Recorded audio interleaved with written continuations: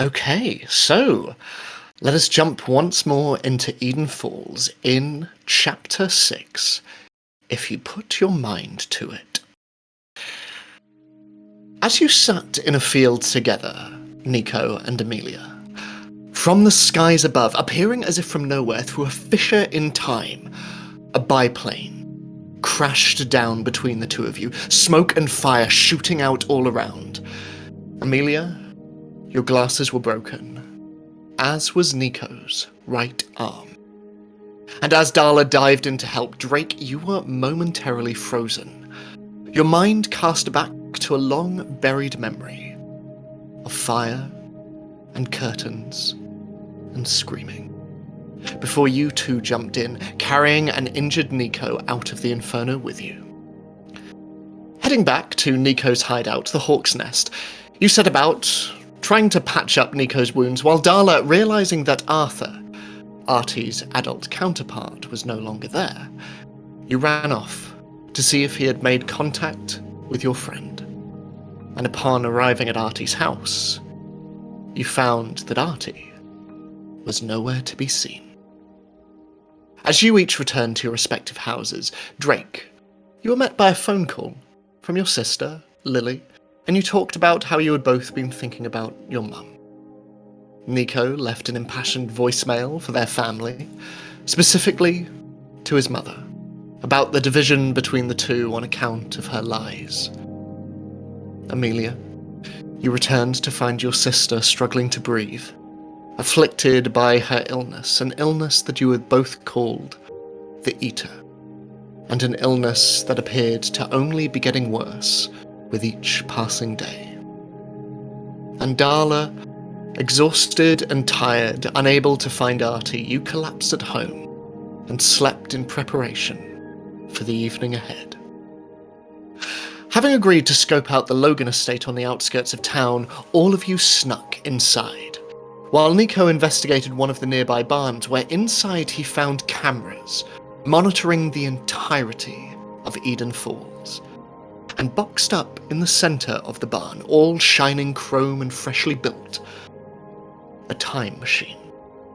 While inside the estate, the rest of you found, surrounded by collected items and vehicles pulled through time itself, a near-identical machine, weathered, broken, and incomplete. And as Drake, you listened in on the meeting taking place between Delilah Logan and the town mayor, Gina Hirsch, in which the two discussed cordoning off Jenkins High on the night of October the 30th. And as Amelia and Darla, you realized that the time-displaced objects within the estate went all the way back to 1912. Nico was met by an unexpected figure. The man who had warned him not to listen in over the radio. His adult self, explaining to him that he and Arthur King had built and turned on the time machine in 2024. He went on to tell the young Nico that it had exploded, sending its battery, the black box, back through time and into the hands of the present-day loop facility. And that as a result of this explosion, parts of the machine had torn through the fabric of time itself, ripping fissures within the fabric of reality surrounding Eden Falls, fissures that were growing in size and intensity. And on Sunday the 30th, the largest one yet would be appearing beneath the football pitch of your school, Jenkins High. Having built the machine anew, he planned to travel back to his time and avert these ripples once and for all. All he needed was a battery. One that, as Nico correctly pointed out, now lay within the heart of the loop facility. Meanwhile, Drake, feeling safe from view, you ran in to grab the marked-up map of Eden Falls that Delilah had presented. But spotted by the Logan patriarch Magnus, you were forced to make a dash for it, and as you did so, aided by Nico overloading the electricity across the estate, Amelia, you stole a rusted piece of the original time machine. And all of you ran, going your separate ways. Nico split off from the rest of you, in search of Artie, having seen him on the monitors in his adult counterpart's lab. but he was unaware that he was being followed by you, Darla. And as you watched from afar, though you were not able to hear, both Nico and Artie had a frank conversation, and all of you agreed to meet the next day to discuss your findings and plan your next move. Drake, you headed into the woods to your secret cabin, left alone with your thoughts and your memories. Nico was met by his parents upon returning home, and their mum promised no more secrets before taking him to hospital. Amelia, you crawled into bed with your sister, whose condition seemed to be only getting worse. And Darla, as you sat in your treehouse, Artie climbed in, and as he helped you patch up, he revealed that during the day he had spoken with Arthur. And then he said 3 words.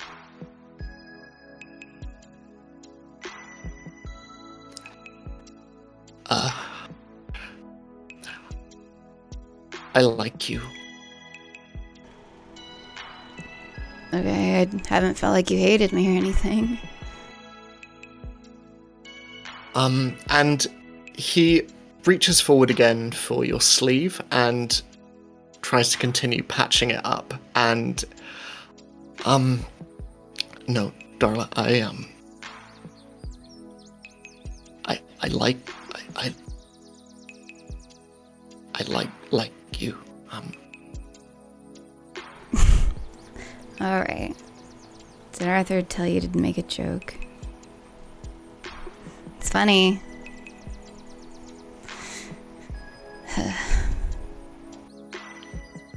He lets go of the sleeve and just sits back and, no, Darla, Darla, I'm crazy about you. I have been for a really long time. And I know the time.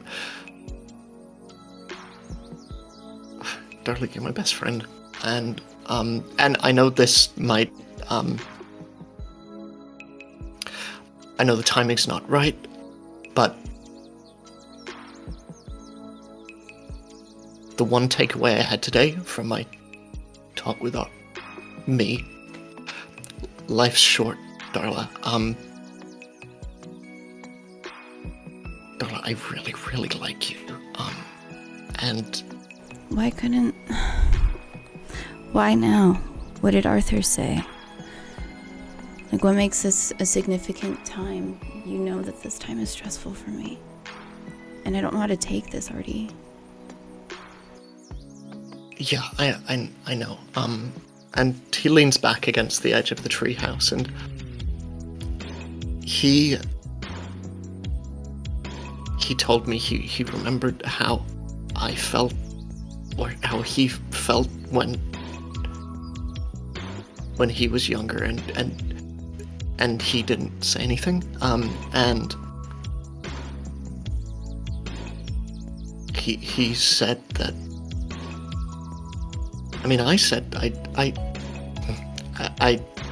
basically gave myself a pep talk, and it's stupid that I shouldn't say anything. You know how funny that sounds? I gave myself a pep talk. She sits up like straight and crosses her legs and I don't mean to make you feel bad. It just took me by surprise. It's okay, and I don't need you to say anything, and I don't want this to get in the way of Darla, you're my oldest, and you're my best friend. I don't want anything to change, but I just wanted to put it out.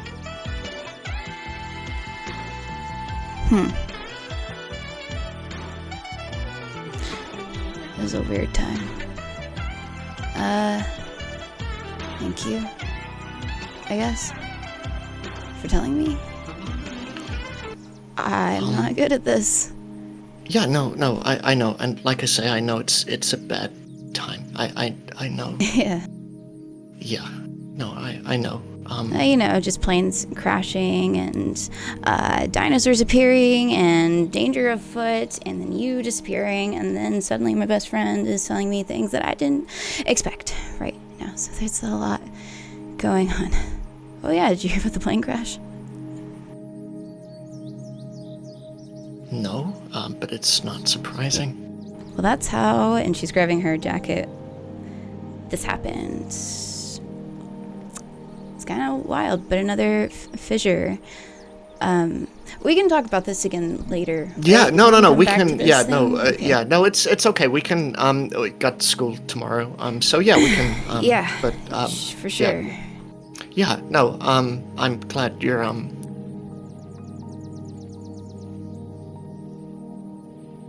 glad you're okay, Yeah. I'll, Just jacket scrape and arm. yeah, no, I'm good yeah, other than no, that, I'll, it's fine, but, yeah. no, it's okay, yeah. So,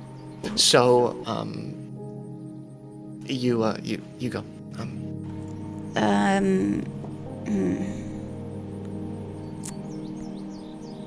what did you and Arthur talk about? Really?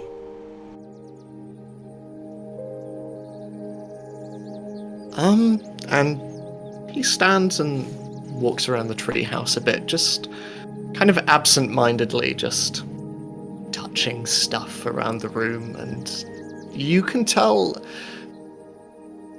he's actively trying to play it cool and not look at you, but he just,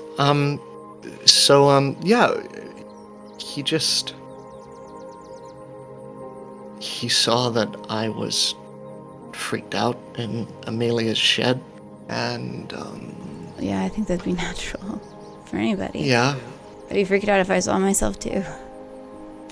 well, just wanted to check in on me. I'm kind of cool. I mean, I've told you you're the coolest person I know.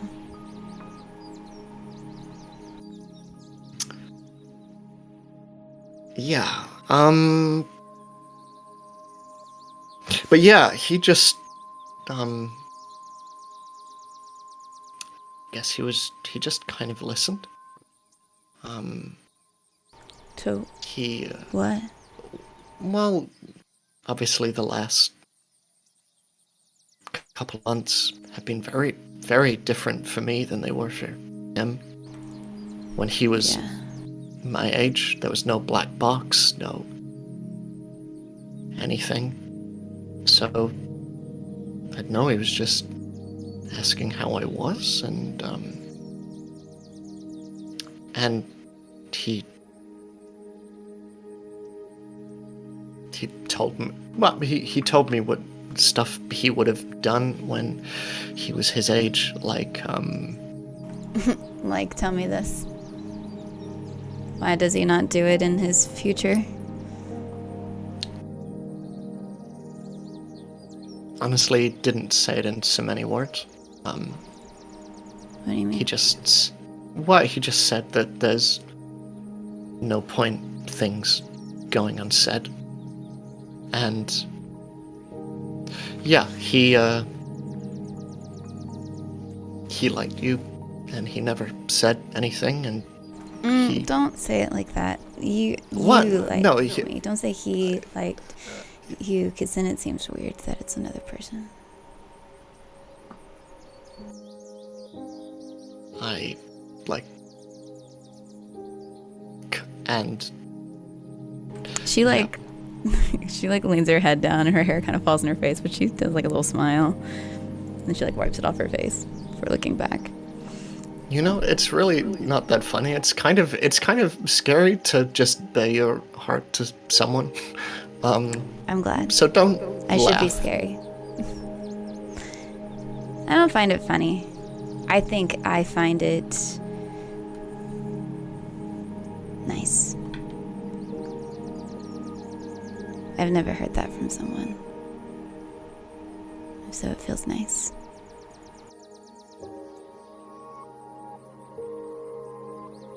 Well, then you've just not been listening hard enough. To be fair, I tend to not listen to a lot of people. So Yeah, things go I in know. one ear and out the other, and I miss a lot. It's really frustrating. I bet. I'm sorry for that.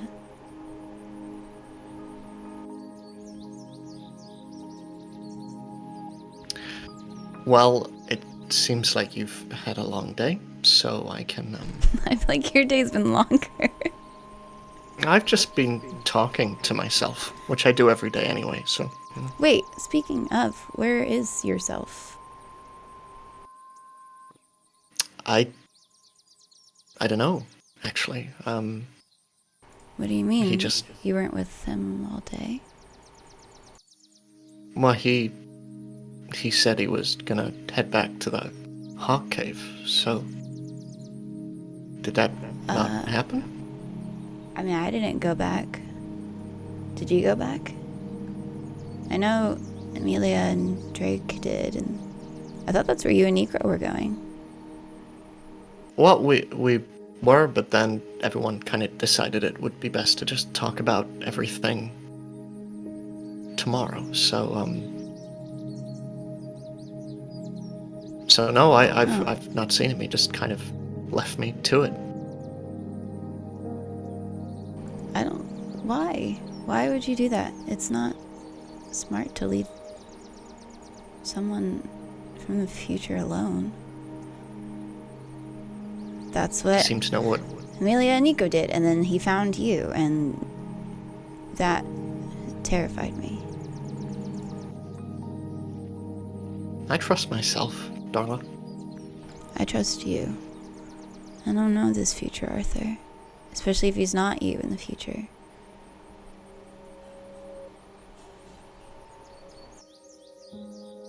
I think he's okay. Just needs to get home, I think. Yeah.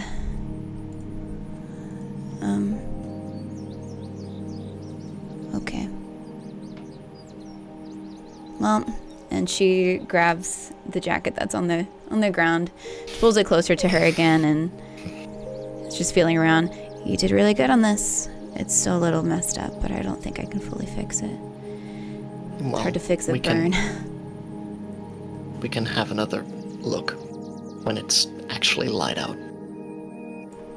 Yeah, but as long as it's wearable, it'll be fine.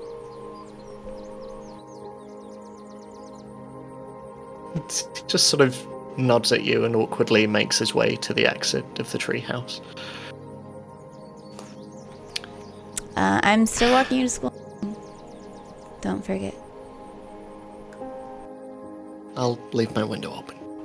What time do you usually go? Well, I What time does school usually... start? School starts at... Actually, so I presume it starts at 9, but I'm a British guy. When does school start? It starts at 9 here for my son, so maybe. I don't Okay. know. 7:30 for high school. Yeah, but it's usually. different for others. Okay. We'll say 9. That gives you all a morning to do other So stuff. generous. Artie's a slacker. Artie just nods, and as he starts to climb down, he just looks up at you and...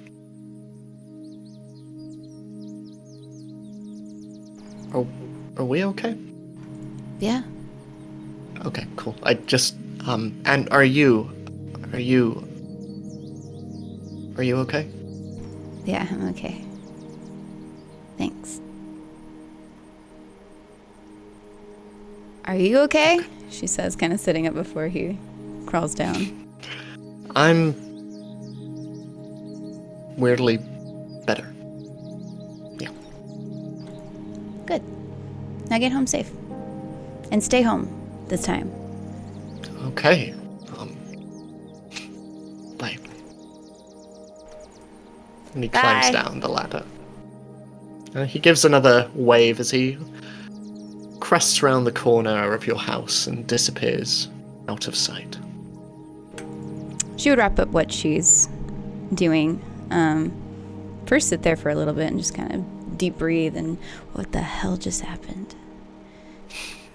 Before gathering her things and heading into her home to go to bed. So, is there anything that anyone wishes to do before they fall asleep?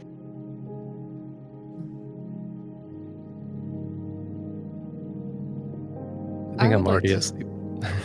Yeah. I think I fell asleep in my rocking chair. I would like to put those 3 pieces together now that I have. So you see now that all match together like the world's illest fitting jigsaw puzzle. It spells out in one font, but all 3 pieces distinctly weathered in different ways. And you could swear that this one that you've collected tonight has oil stains all over it as well. But it spells out Excalibur.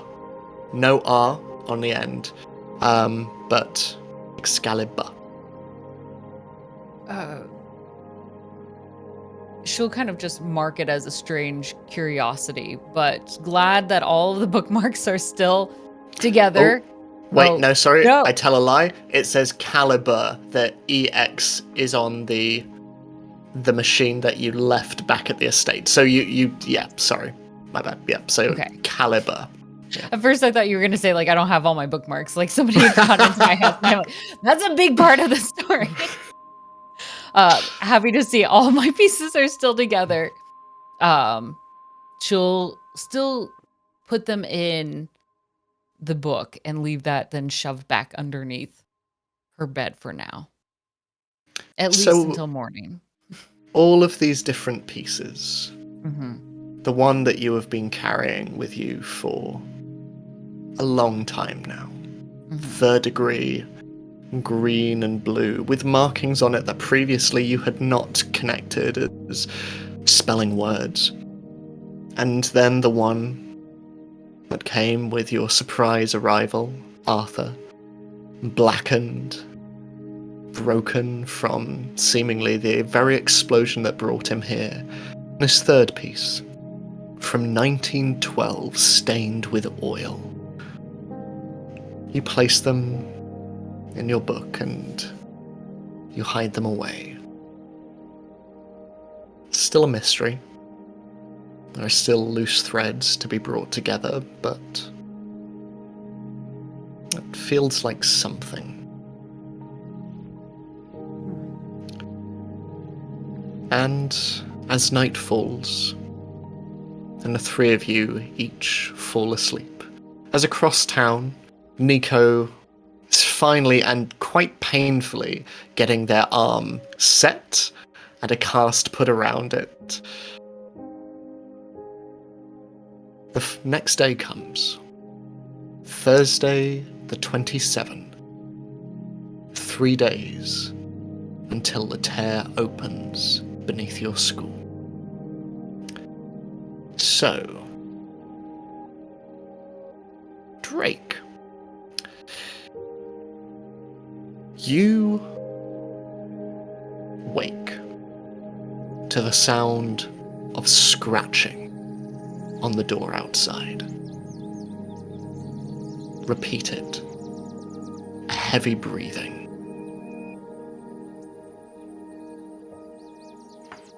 Does it sound like a familiar scratching? Make a comprehend check for me. Figured as much.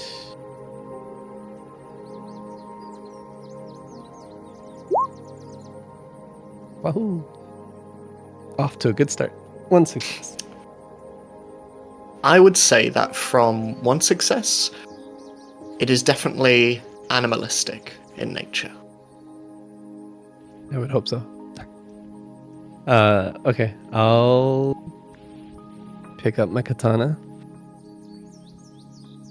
and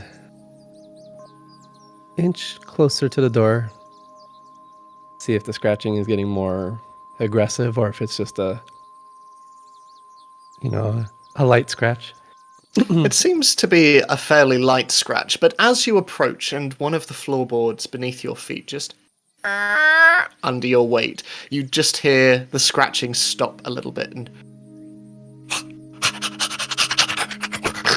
and the scratching continues at the door, and you can see just underneath the gap under the door just what looks to be a very small dog paw just reaching under. Okay. I'll open the door slowly. I'm gonna squat down so that I'm like eye level with presumably a dog. Open the door a little. You see in front of you a German Shepherd that just immediately backs away and cocks his head a little, and at first you think nothing of it, but then you remember the night of the attack at the waterfall, and you remember a dog named Linda, and her owner, Darla's friend. And from just round the corner, you hear, "I didn't know I had a neighbor." I know Mr. Jenkins, right? Because I've been to school for a while, so... You know that he was fired under a very dark cloud, but yes, you are aware of him. Oh, hey, Mr. Jenkins, right? Yeah. And you are Mr. Lee, yes? Yeah, that's me. Your dog? My dog? Your cabin? Yeah, my cabin. You could say that. Always wondered who this belonged to. Always seemed so immaculately kept, but I didn't wish to pry. Oh, well, thank you. Yeah, I figured no one was using it, so I kind of commandeered it. It's nice. Nicer than my place. So, you stay around here? I do. Since I was fired. Yeah. I'm sorry about that. Not that I had anything to do with it, but I'm just say. sorry for your loss. I don't know. Yeah, I didn't know anyone was out here. I've been out here a few times, but I never crossed your path. Well, I'd be more careful if I were you. Arpa folk. I know they were at the waterfall there. They've been around here too? I've been having to keep low. Best as I can, anyway. Good to know. So, you live here? My dad's out of town a lot, so I'll come down here and just get away from everything, I guess, And since it was pretty much abandoned when I first found it, I figured no one would care. It was nice to be alone. I understand that. And he places his shotgun down on the floor next to him and just sits on a fallen tree off to one side and... Well, I know I'm not a teacher anymore, but it's a school day. Yeah, Right. I was actually about to head out and then heard the scratching and I was just trauma, I guess. I don't know. I thought maybe it was a dinosaur at first, but just Linda, so much better than a dinosaur. Thank you. Nice piece you have there. Oh, this whole thing? Yeah. It's I do a lot of different extracurriculars, I guess. So just practicing with this. Got a little tired last night and I'll probably take it back to my parents' house.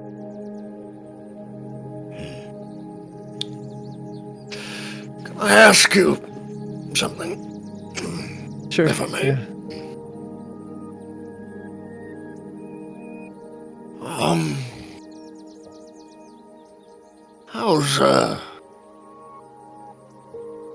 How's Darla doing?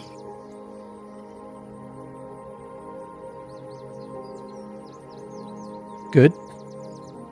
I haven't known her for very long, so it's hard to judge really, but she's very proactive. Like, when she sets her mind to something, she does not like to take no for an answer, and I think she's doing okay. Okay. Good. Yeah.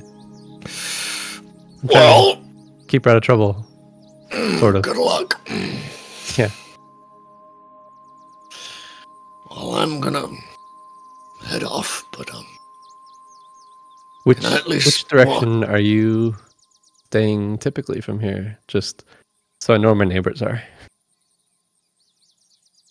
the old gas station. And he points towards sort of northeasterly direction from where you are now, and overgrown, abandoned.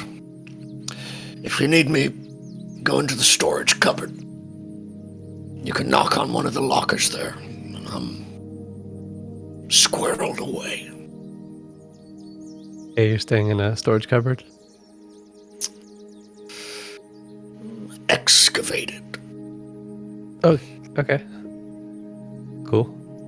But yeah, I guess I should get to school. I still gotta change everything. Well, can I at least walk you to the edge? Sure. Let me grab a jacket real quick. Go outside, grab a jacket, come back out. So, Okay. what do you do, Mr. Lee? In what way? I mean, I'm a student, so there's that. Well, I always remember you were good in class, but, these, you always confuse me.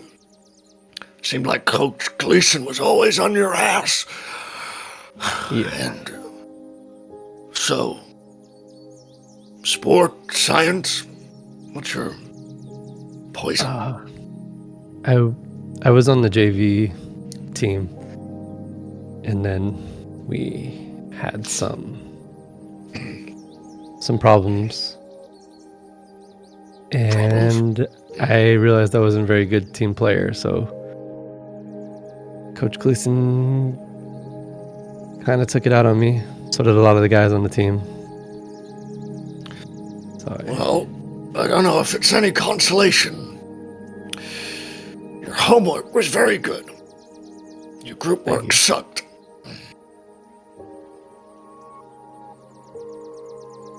Yeah, I guess Yeah.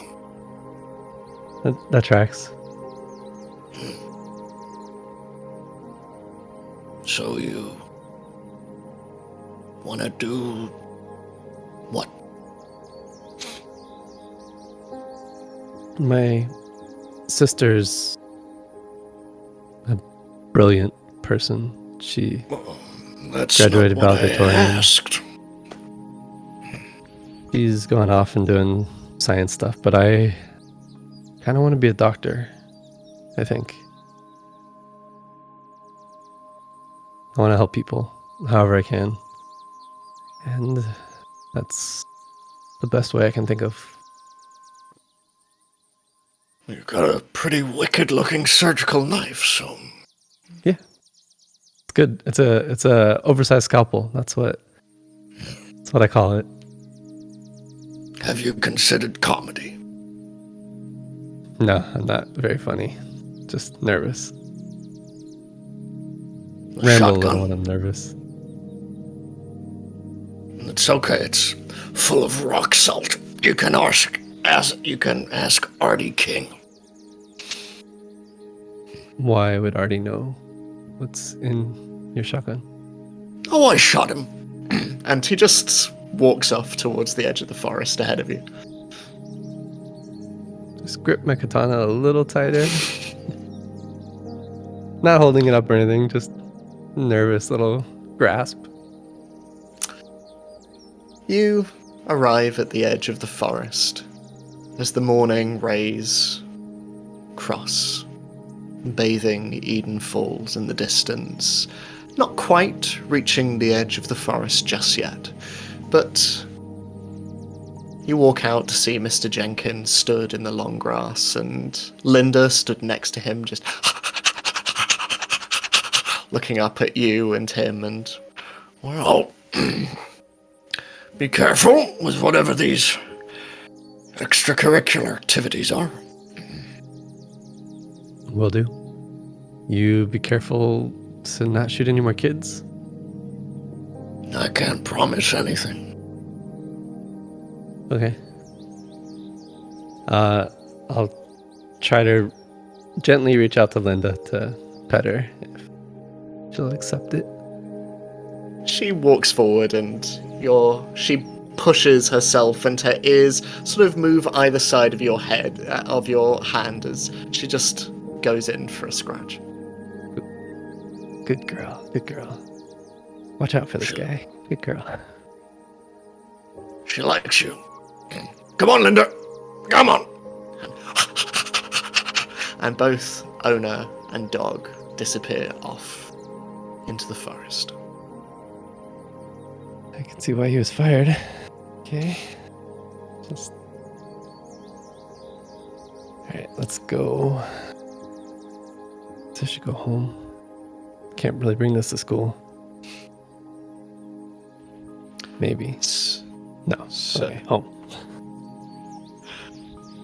Darla or Amelia? Who would like to wake next? I will go. Because I have to be there on time.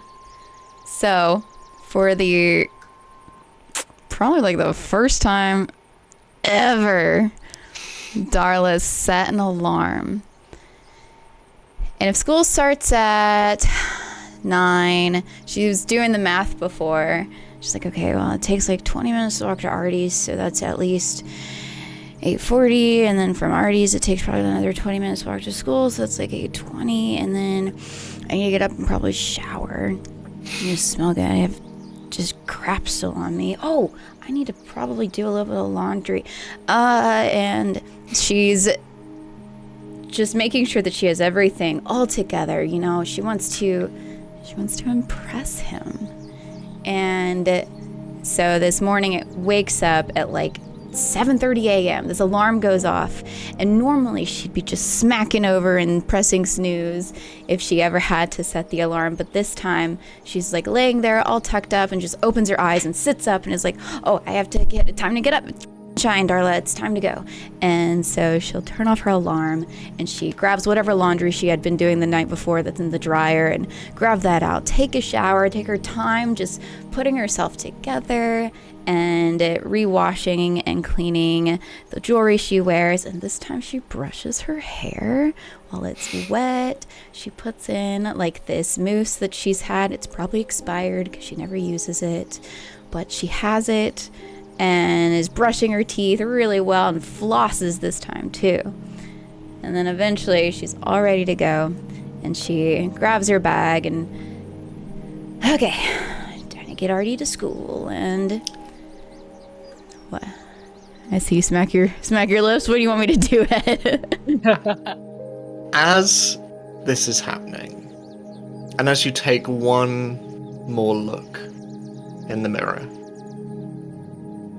and you recognize yourself, but it's a version of yourself that you've not seen in some time. And then, from the kitchen, you hear a crash. And you hear drawers being pulled out, cutlery falling all over the place. Someone is moving. Is it a constant noise, or was it just the one crash? It is continuing and building. What the hell is going on? And she's gonna rush out of her room, grabbing her jacket last minute, so she's just got it in her hand, and is running down the hall and turns the corner to look toward the kitchen and den. You see your father pulling out drawers from the kitchen. You see cutlery all over the floor. You can see that drawers are literally falling to the ground as well as he pulls out one after the other. And he just, where is it? Where is it? What are you doing, Dad? And she's running back there. Darla, where is it? What? I don't know what you're talking Where's about. my gun? Where's my fucking gun? Why do you need it? Darla, do you know where it is? Yes, I do. Darla, give it to me. No, not while you're acting like Darla, this. give me my gun. No. You're acting ridiculous right now, Dad. Look at the floor. You've got Darla, crap everywhere. You are too young to be playing with firearms. Where is it? I'll put it back in the safe. Just. I'm not playing with them. I took it from you.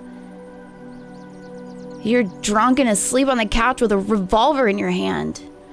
Darla, I'll put it in the safe. Just. Then let me do Give it. me back the gun, Darla.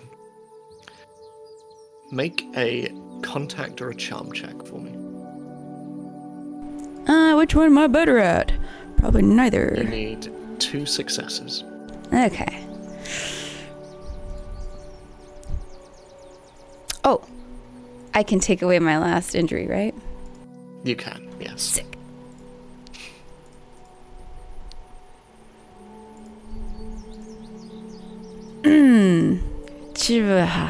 Shoot. 2 successes. He just looks at you and... Whatever, kid. Whatever.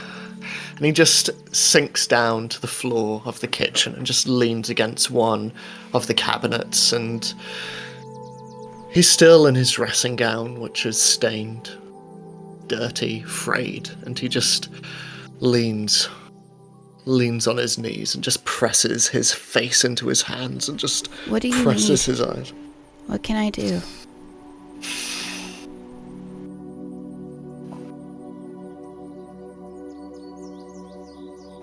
I'll clean up this mess. Don't, Darla, don't worry about it. It's fine, it's fine. Well, I have to, because you're not going to do it. Darla, I said it's fine.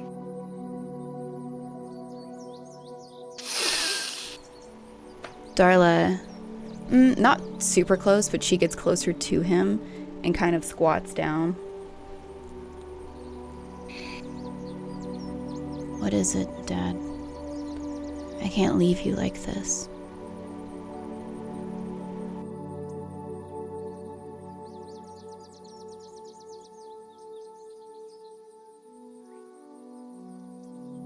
It's been almost... What? It's been almost 7 years. Yeah, it has.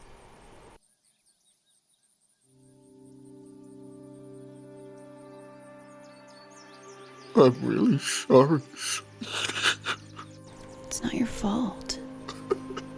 And she gets closer, and this time just sits next to him against the counters and pulls her knees to her chest and just lets him cry next to her. She doesn't look at him. She just kind of looks down at the mess.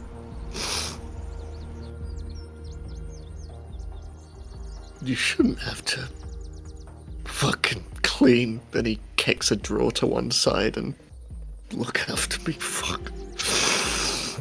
It doesn't bother me. It's normal.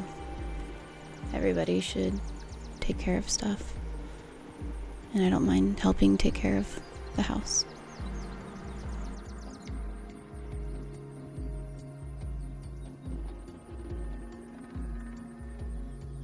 I just miss him so fucking much. Yeah.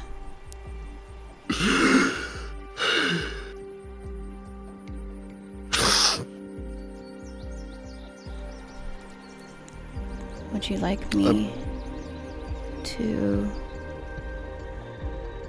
bring anything home. No, it's fine. No, it's okay. It's okay. I'm okay. You're not okay. You haven't been okay.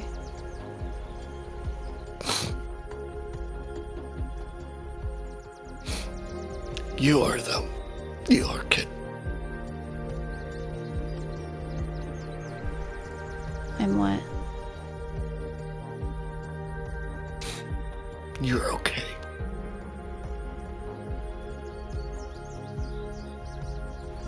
Someone has And to. he sort of looks at you for a moment. She turns her head to look at him too.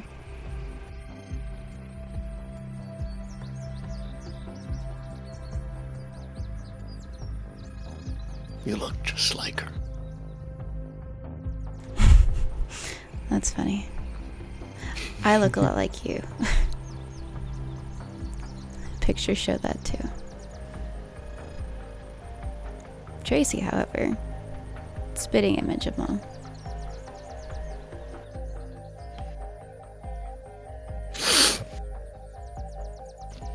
Don't worry about me, kid. I'll be fine. Go on. Go. Get out of here.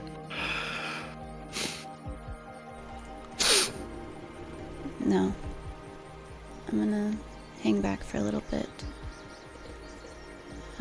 And she stands up and just starts picking things up, and any broken glass she'll grab like a small dustpan, the one that's like a little handheld, and start sweeping things up. And you just take care of yourself. Maybe take a shower. It felt the water's nice today. And I'll get this cleaned up for you. He sits and watches you before just silently nodding and bringing himself to his feet.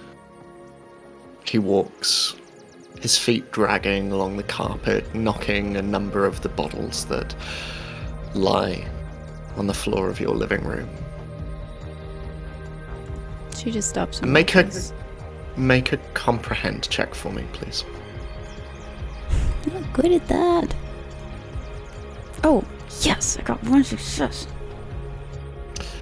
You notice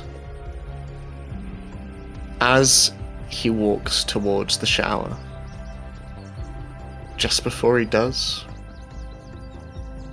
he looks towards a near empty 8-pack on the side of the sofa. And thinking you can't see, he just takes one out and walks into his room. Saying that, she kind of like hides how she is looking. And then when he disappears, she just sits on the ground. And it takes her a second just to take in her surroundings and talking to her dad. She doesn't talk to a lot. If we're frustrated, she would throw this dustpan just across the kitchen, probably hitting the door. And just put her head in her hands and sit there quietly. She would be very late to Artie's. Amelia. As you wake, the first thing you see out of the window, in addition to the ARPA van that sits across the street, still there, you also see that off to one side, delivered as it is every morning a runner's due, a stack of newspapers down by your driveway. What are you doing before the day? Right. Wake up. And she'll kind of do a little self-talk as she starts to go through and pack her bag. Try to find a slightly better fitting pair of glasses, and she can't. She'll stretch them out a little bit more and fix the nose piece so it sits a little more comfortably, at least on her face for now. And she'll pull out that book from underneath her bed and just kind of look at it for a second. Looking out at the van and then looking back at the book. No, it'll be better with you. And she'll put it in her backpack with the bookmarks, with the pieces inside of it. Yes, but that'll be the right choice. And besides, it's normal to have books in book bags, so they won't think of anything of it, and it'll be perfectly fine, and everything will be safe, and nobody can come into the school anyway. It'd be really strange at that point. So, yes, I'm happy with this choice. And she'll look in the mirror as she kind of says that. Yes, I'm very happy with this choice. Nothing's going to go wrong. Today is another good day. And then she'll kind of emerge from the bedroom and peek into her sister's room just again for another hot second. June, are you doing all right in there? You see, remarkably, your sister is propped up, presumably by your parents, in bed. And off to one side there is what looks to be a steaming mug of what looks to be tea. British tea. And you also see that as her knees are bunched up, you can see that she is currently deep reading. And she just looks up at you and, hi, and she puts the book to one side. Oh, no, don't let me bother you. I have to get ready for my little bike run for the delivery and whatnot, but I wanted to see how you're doing. How's everything feeling and all of that? I'm okay. Okay. I'm okay. Yeah, I'm okay. I have some tea, and Dad's gonna make soup for me in a bit. Do you want me to make sure I add some salt to it before I head out? Because you know he likes it rather bland, and it just tastes like water.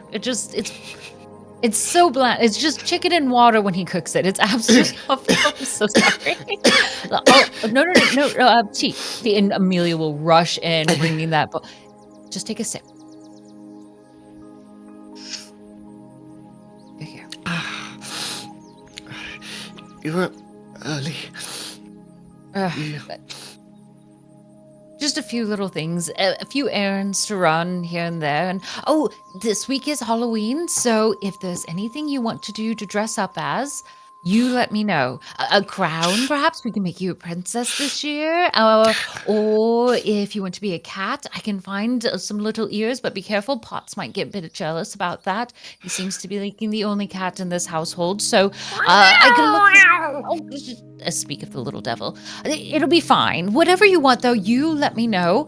I've been saving up, and we'll be able to get you to be whatever you want to be. Are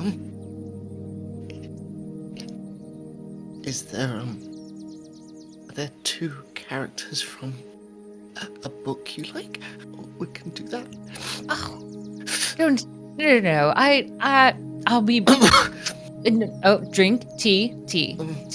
You know what? Don't worry about what books I'm reading and silly things. Let's just focus on you. What are you? Your book. You must have a hero or someone. Maybe they're an archaeologist. I can get you a hat and some... Well, I've already gotten you plenty of books. I don't know. Turns out, whatever you want. Whatever you want. We could come up with anything. An angel? I could make some wings. I don't really have a lot of access to feathers, but maybe out of cardboard, and I use some green leaves and I spray paint them white. And then that could work.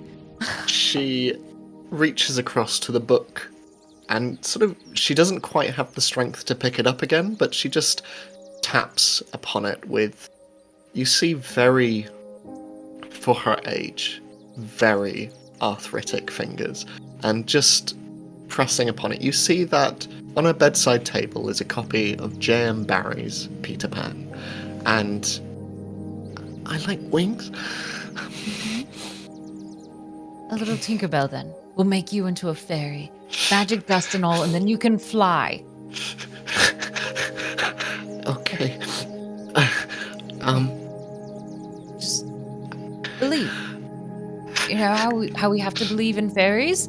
I believe that you're fine, right? We need to do that together. It takes two of us. Come on, you know I'm not that strong. And Amelia will begin to kind of try to pick up that heavy book and will purposely fail in it. It takes two of us to do this. She reaches over and she manages to press her fingers underneath and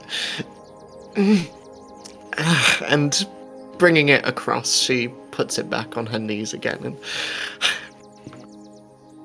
thank you. There. You'll be Tinkerbell. What do you want me to be? Captain Hook? I think I could find a hook somewhere. I think I could do a rather good pirate. You can Or I could be a crocodile. Quite scary. Yes. I, the intimidating Amelia. Come on. Okay, T. Hey, no. June, you have to take care of yourself. Just keep drinking the tea. You feel that onset of the cough? Drink it. Don't wait till it gets too bad like this. I got you worked up. I'm sorry. I shouldn't have done that. No. You make me laugh. Deep breaths. And there's a knock from the door, as a very parental knock knock. How are my little angels doing? Well, wonderful. We're planning Halloween ideas, and we have Tinkerbell sitting here in the bed with us. Wonderful. So, are we thinking another family costume potentially this year? Oh, I think you'd make a great Windy Dad. I could see it. Nightgown and all. Cute blonde curly hair. Yes, absolutely. Yeah, I don't suppose you have any leg warmers I might be able to borrow at this time of year. It's quite cold. Maybe just use some long socks or something. Well, those I have in plentiful supply, of course. And are you all fixed for lunch, darling, for school, or will you simply eat at the canteen? No, just a pack sandwich will be good enough for me. Say no more. I have some prepared downstairs. I hope it's good. June just sort of gently hits your arm and starts to look at her book once more, and you can tell that she is... You can also see the pages themselves are very, very well worn, and it is a copy that you recognize your mother having owned when she was younger. So, Peter Pan, Tinkerbell, you have your heart set on this one. I really like it a lot. Are you just saying that, or do I just need to get you a new book? I mean, look at those pages. I read it a lot because I like it. Very well. If you like it, then I like it, and you'll be Tinkerbell, and I will be Captain Hook. Okay, I want to see you in a mustache. And it'll be marvelous, and you won't even recognize me. I'll come barging in with sword in hand, and I will capture you and hide you in a lantern, and you'll help guide my ship. You codfish. Okay, tea. No more name calling. Okay. Big sister mode now. You drink your tea. Okay. Have a good day at school. I'll learn plenty, and I'll bring it back home, and I'll tell you all about it, okay? Okay. Stay strong. You defend yourself. You are strong, you're capable, and I believe in you. And you believe in you, right?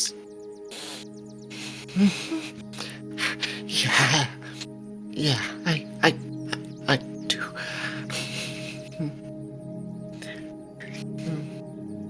And Amelia will kind of shut the door behind her. And As she closes that door, her kind of back rests against it, and she lets out this sigh, and that smile, that charm, just drops. Just kind of exhausted in that moment. I don't think she's getting better. Right. Well, standing here won't do anything. She'll rush downstairs, trying to grab her sandwich a little quickly, hopefully not bothering her dad too much and not trying to catch too much of a conversation before she bounces out the door to deliver her newspapers. I'll be back afterwards. Tinkerbell costumes, find out what Mom wants to be. Lovely. Once she gets back from work, I'll quiz her. I think she might make an excellent Michael. I think so as well. It'll be perfect, and we'll have the whole crew then. All right. Have a lovely day at school, darling. Bye. And she'll Hello? quickly run up, grabbing all of those newspapers, piling them into her bicycle. Belle already clinging to awaken everybody in the neighborhood as she makes her run, throwing out paper after paper. For the most part, getting into the yards appropriately. Can you make a comprehend check for me, please? I can try.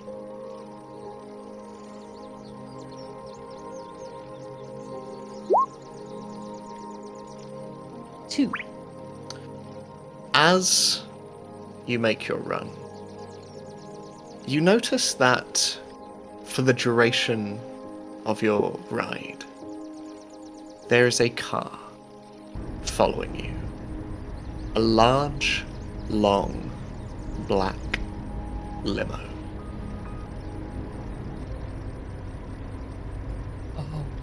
Like, Amelia's riding along and she's like, why would they be following me?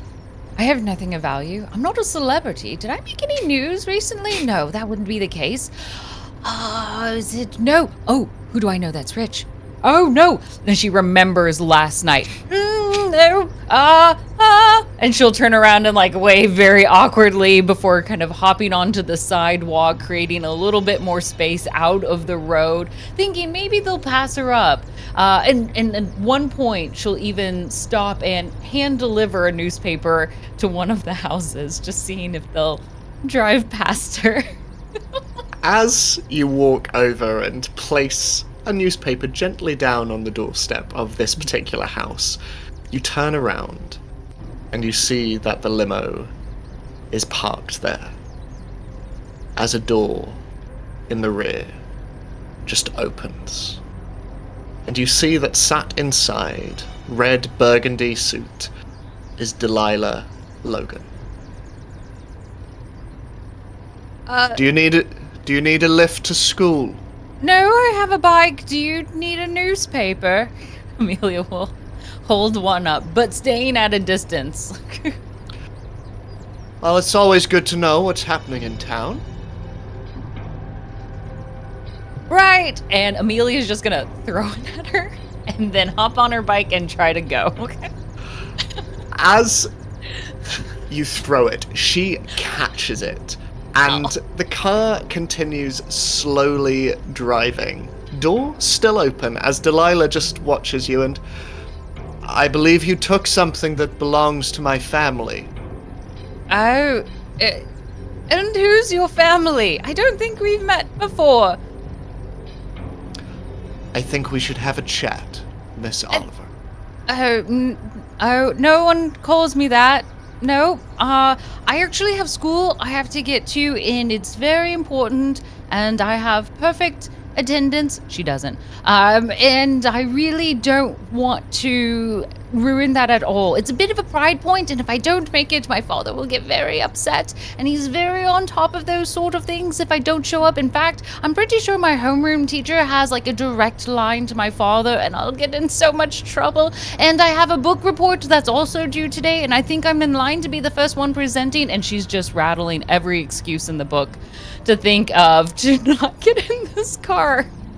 Delilah just looks at you and, well, it sounds like it is very important that you be punctual. So, she slides across and just pats the seat next to her. Oh, Let me help you. I have to do the work part of it, and it turns out that I've timed it perfectly. That as I deliver these things, it takes me directly to school. Thank you. Delilah motions to the driver, and the car turns off. And she steps out of the car and looks at you. Not unkindly, as she just leans on the hood of the car. Miss Oliver, we can have this conversation anywhere you choose, Okay. but I would like to talk with you. Okay. How about after school? How about now, Miss Oliver? I book report, attendance record, newspaper, jobs. It's all really, really, really, really, really, really, really, really important How is your to me. sister? She's what? How is your sister, Miss She's Oliver? fine. And Why? your family? Fine. They're happy. They're making soup. Waiting for the phone call from my homeroom teacher that I have arrived on time, as usual.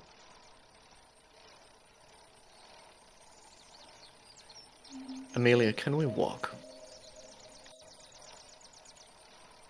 Well, you can. I will ride my bike.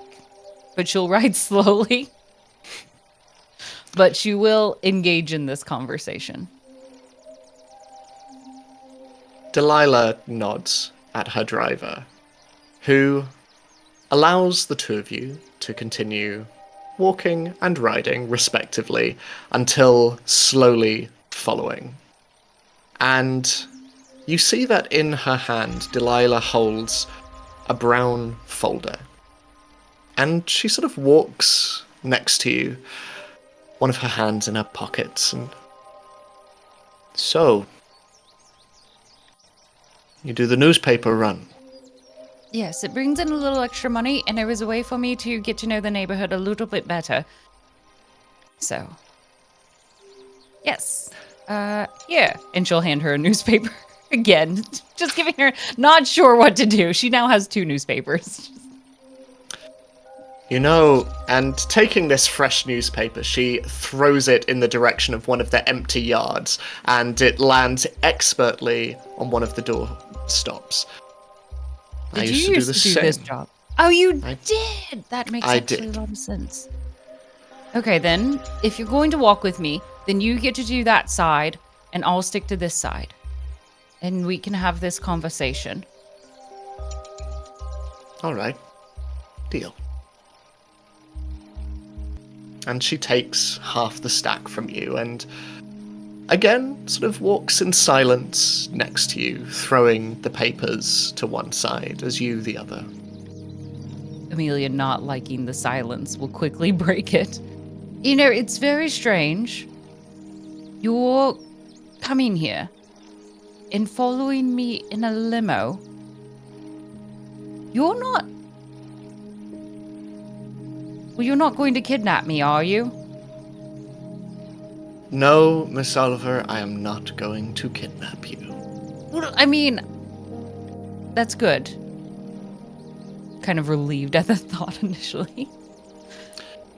I am a great many things, but supervillain is not one of them. So of those many things, what else are you?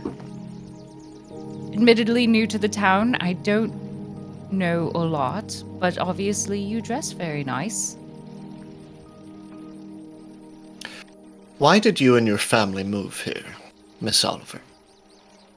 Well, we were looking for a new place to live. Kind of skirting around the issue. You can tell she's stumbling a little bit over her words. It's a poor lie. She nods and just narrows her eyes a little bit. Do you believe in fate, Miss Oliver? Not entirely.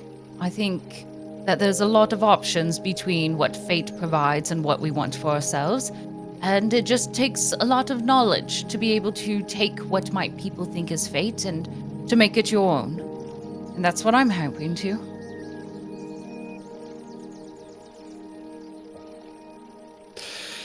You and your friend snuck into my house last night. What? It's not an accusation, it's an observation. I saw your friend running away with a map and a sword in his hand. No, a sword.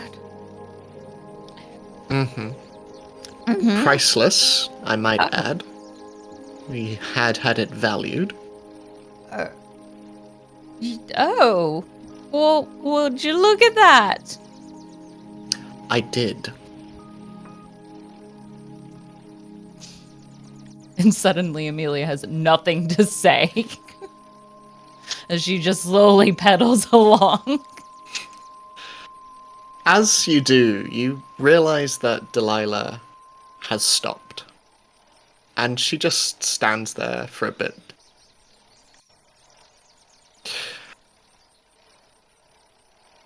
Miss Oliver, I truly am sorry about June. Thank you. I don't know how you know about June. It's not like I've told a lot of people. Or that there's been a lot of actual help here.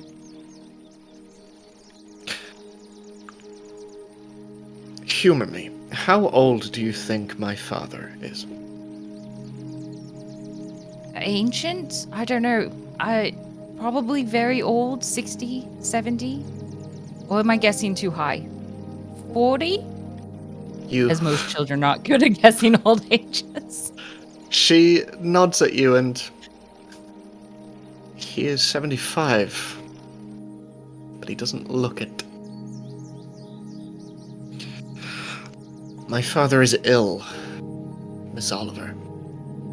He's been ill for a very long time, since before my brother and I were born. A life of suffering and pain, kept alive and breathing only because he has access to the best health care that money can buy. What kind of pain? One I believe you and your family are very acquainted with. He's had it his entire life. You found nothing here. We found something while my father was having his weekly checkup around a month ago. His doctors noticed a similar case in Eden Falls Hospital from a new patient. Trouble breathing, accelerated arthritis, unexplained muscular atrophy. 1 June Oliver.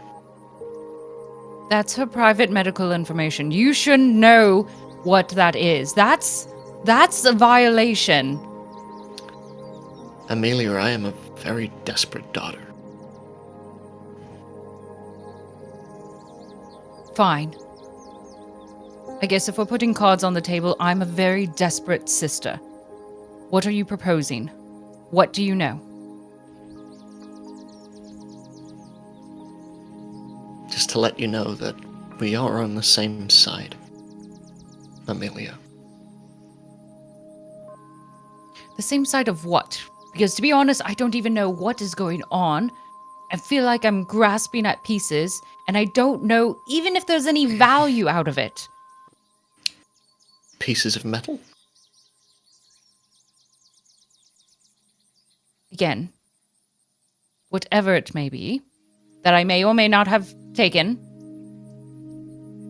I still don't see the value of it for my sister.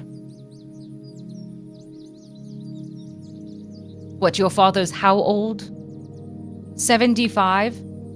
Gathering all of this, all of everything under his collection, under all of your collection, the research, the appraisals, and yet he's still sick.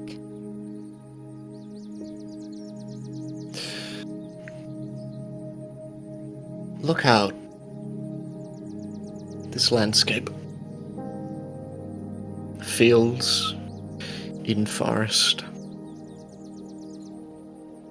All of this before the introduction of clean energy. The Logans were an oil family.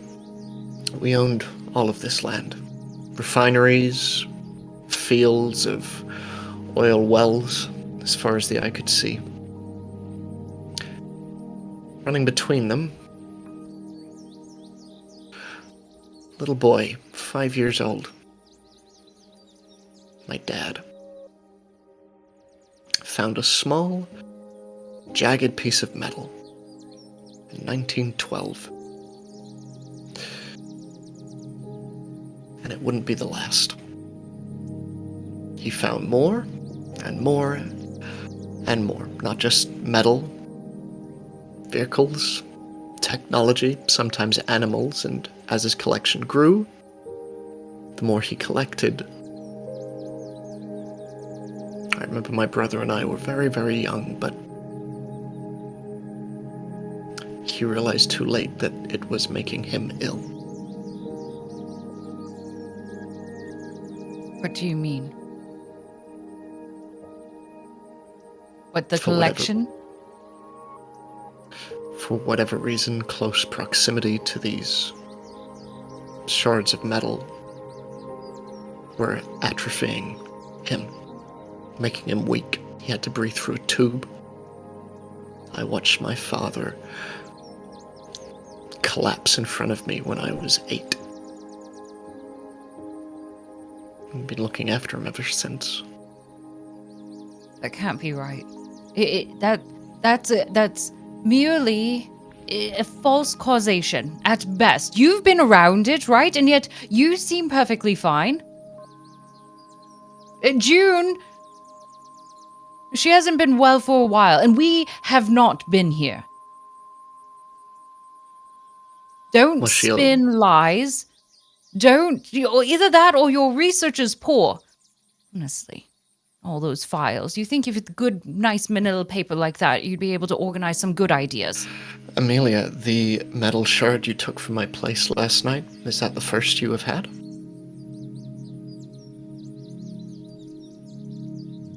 It is not. I mean, not that I am admitting that I have the one from your place, but if I did, I didn't take anything else from yours. Amelia, I am talking to you as a sign of trust. Something Fine. is tearing Eden Falls apart. If we don't do something, I fear it may be too late. I don't know what you and your friends are up to, but like I say, we're on the same side. We are attempting to find a way to undo the damage that is being done to the timeline, to undo the mistakes of the future, to stop the time machine from ever switching on, to stop these metal pieces from falling back through time, and from reaching my father, and you, and your sister. I need to think about this. I hear your proposal. I'm not turning it down. But I need to think about this.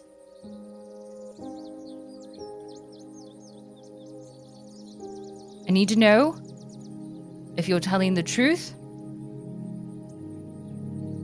And I don't want you taking advantage of my willingness to do anything for my sister, because trust me, that will not bode well for you if you take advantage of that.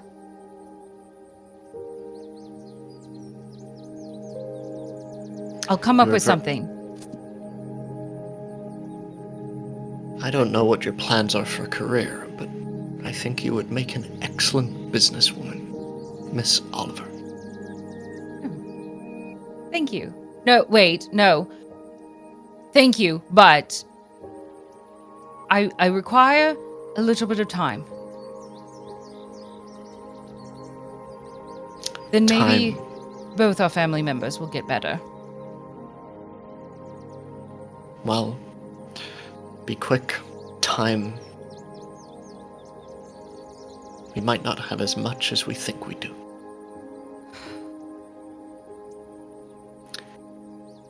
She waves at her driver and begins to walk away.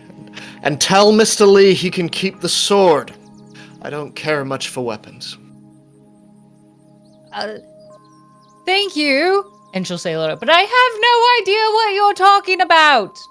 The door closes, and as you watch, the car starts and drives away, moving off past you.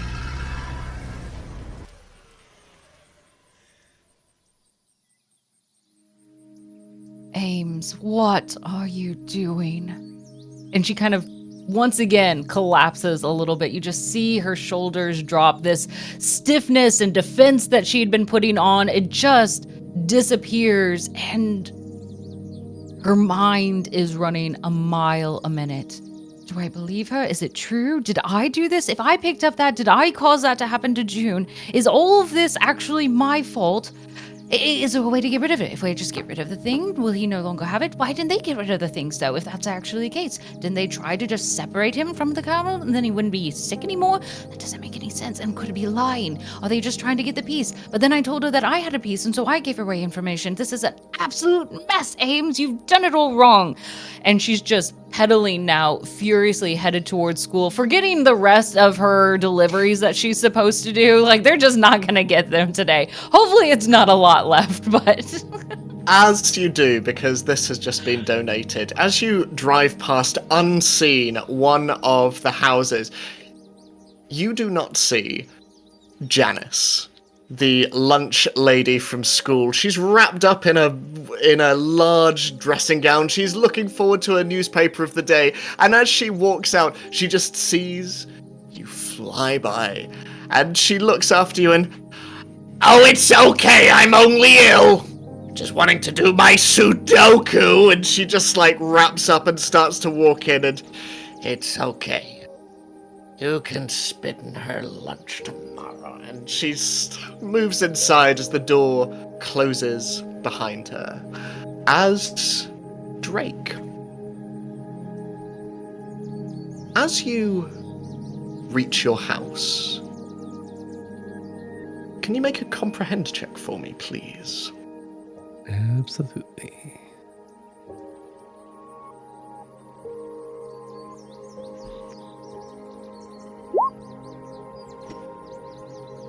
Perfect. 1 second. Nope. Okay. No success. You are blindsided as you open the door. Everything is just as you left it. Everything is neat. Everything is tidy. But as your vision begins to wander towards the kitchen, you smell something you have not smelled in a very long time. Sizzling bacon and eggs. As stood in the kitchen, would you like to describe what your dad looks like? Yeah. So,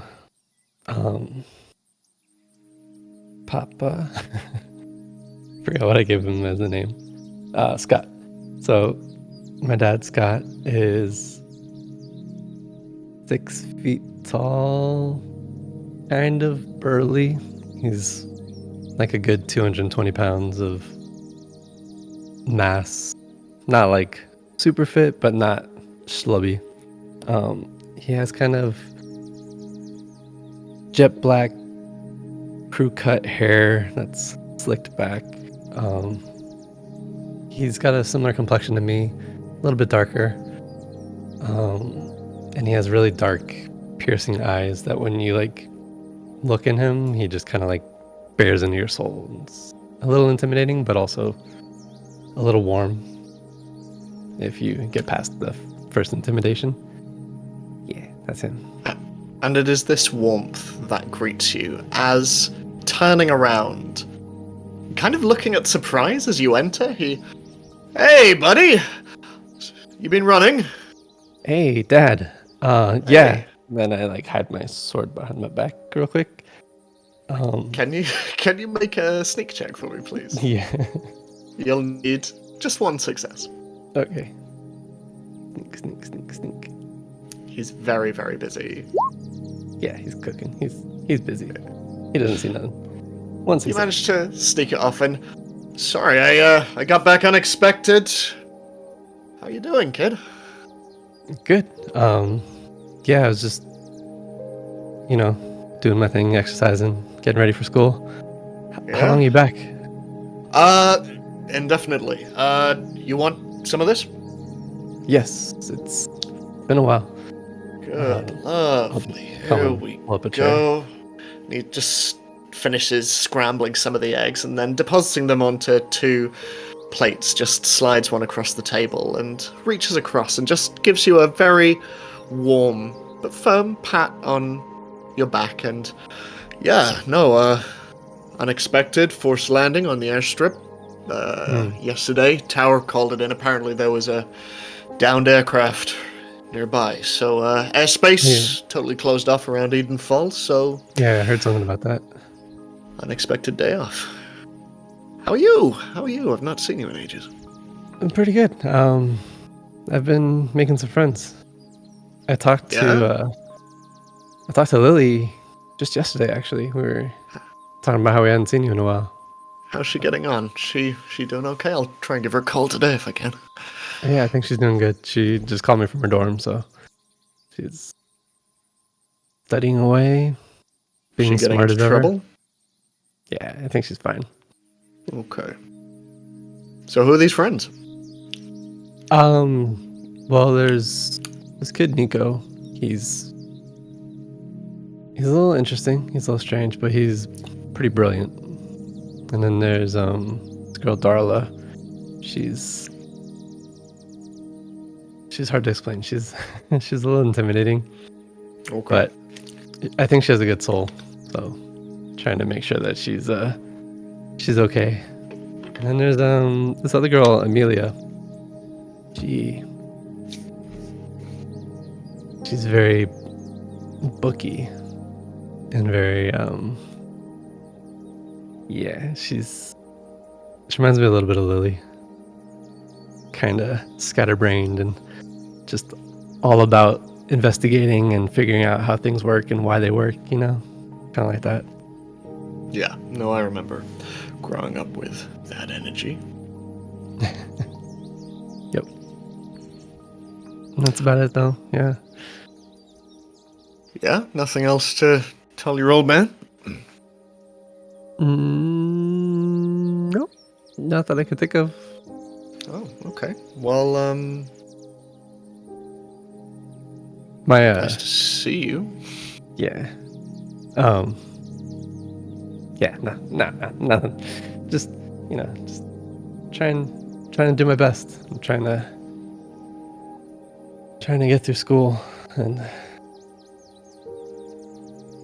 get through the days, Yeah. This is really good bacon, by the way. I'm so glad you're back. Yeah, me too. Yeah, no, I'm sorry I've not been around all that much, but it's, long flights, usually got me doing internationals, Yeah, I get it.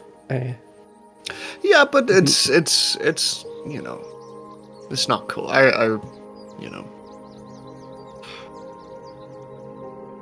You been thinking about colleges or anything at all? Anything we need to talk about? Yeah, I'm thinking of either UCLA or Berkeley, maybe. Okay. Well, Staying kind of local. UCLA, yeah, Yeah. makes things easier. But don't, I can move. We can move, or you don't have to stick around your old man either. We can. Maybe I could go to Budapest or something for college. I've been to Budapest. It's nice. Oh, really? Yeah. I don't know anything about Budapest. I just picked a random place, but Okay. Well, the airport is lovely. of course, that's what you know about Budapest. Yeah. I don't know. I'm applying, but we'll see. As long as I have a good medical program, that's all I really care about. Okay. Well, I don't know how long I'm gonna be around, but if you wanna, I don't know, we can go out tonight, or we can we can stay in, have a couple of beers, maybe watch the game. Yeah. Maybe I'm supposed to meet up with those friends, but since you're back, I'll tell them. No. I'm busy, so- It's okay. It's okay. Don't let the fact I'm back change any plans. But hopefully, if you have a spare moment, we can. I feel, other than this very, very concise catch up, it would be nice to, catch up and just do stuff. I feel like I've not been on solid ground in God forever. Yeah, it's gotta be tough being in that little cockpit all the time. Yeah, a little bit. Passengers are demanding. I bet. Mm. Teachers are pretty Right. demanding too. Yeah, true. And he takes your plate and, well, I'll wash up, you wash yourself, and, do you want me to get you anything for school, or are you okay? You need some, and he places some money on the table, and, take, anything you need to buy, just, it's on me. It's... Thanks. I think I'm good, but I'll accept it anyway. Yeah. Do you want to take me to school? I can walk if you don't feel like it, but if you No. want to ride together. No? Oh yeah, I can walk. No. I'd really like that, actually. Oh. You want a DJ? Yeah, sure, yeah. Okay, cool. I think I've got the radio stations down finally. Oh, good. Okay, cool. Yeah. Cool. Well, you let me know when you want to go, and we'll go. Cool. I'm gonna go hop in the shower real quick. And cool. Sneakily take my katana, throw it in my room. Hide it. He's distracted enough that that's you're able Take to. off my clothes, run in the shower, scrub real quick. Okay. So Just you eventually hop in the car with your dad, and you drive through school, and he talks. He tells you about the places that he has seen, the countries that he's been. But he keeps coming back to the same thing. Beyond all of these wonders, beyond all of these sights and sounds and places, beyond all of that, he's missed home. And he's missed his time with you. And he invites you to tell him about whatever you've been up to, your classes. He wants to hear it all. Extracurricular and otherwise.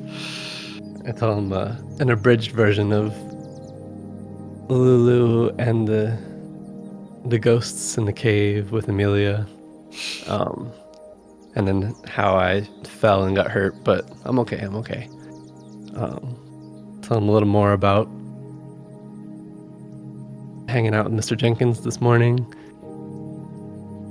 Not saying it was this morning, but saying that, like, oh, I ran into Mr. Jenkins. I don't know if you remember him, but he got fired from school. He's kind of a quacky old man, but he has this really cute golden retriever, and like I was playing with the golden retriever. And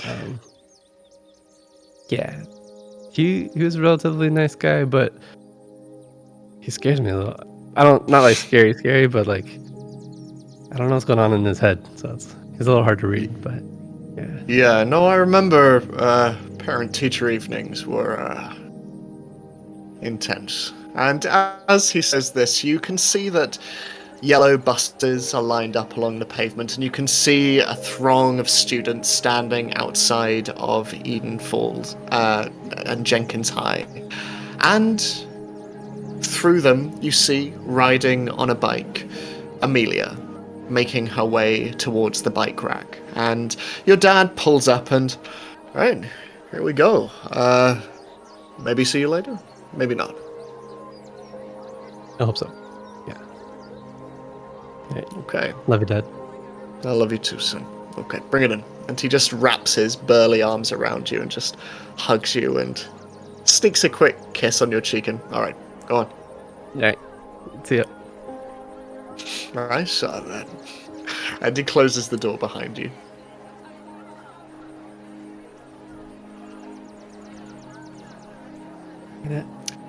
Hey, Amelia. Oh. And she Morning. almost wakes up as if she's been hypnotized. She was just kind of going through all the motions. The sword, it's yours now. Congratulations. Oh, yeah. I kind of figured. Yes. I had a talk with Darla this morning. Yes, that was her name. You saw Darla? Yes. I actually didn't ask. Of all the things that I asked her, I didn't ask her how she was doing. As it turns out, that was not on my list of things of, hey, what's Darla feeling today? Instead, there were a lot of other things. But guess what? That sword is yours. And apparently the map is also, I'm processing a lot right now. And you can kind of see she's a little frazzled at this moment. Are you okay? Yeah. Uh-huh. And she just kind of turns to start walking into the school. And you notice like her backpack isn't even on her entirely. Like she's kind of almost dragging it as she just absentmindedly zombie, like just still in her head, trying to figure out what she's been thinking and just walks towards the school. It'll be fine. I just don't know what I'm going to be doing at all for the rest of the day. Okay. Go on my own way. Clearly doesn't want to talk. So I'll leave her alone.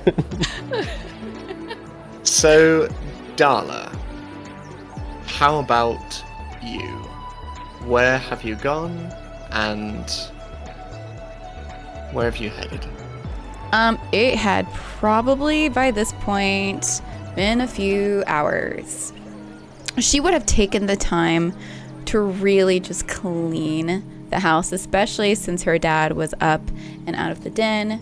Then she could take time to pick up the plethora of empty cans and bottles that were everywhere and put away the dishes, clean what was dirty in the sink, and just make it as clean as she possibly can with what she has. Obviously, not doing a super deep dive because that would take days, but just doing more surface level things and making sure that there's nothing on the ground that he nor she could step on and hurt themselves, especially because she knows that he tends to walk around barefoot. And by the time she's done with this, she'd look at the clock and it's probably already like 10 a.m. School's already started for sure. And she would just be waiting for eventually for him to come out of his room.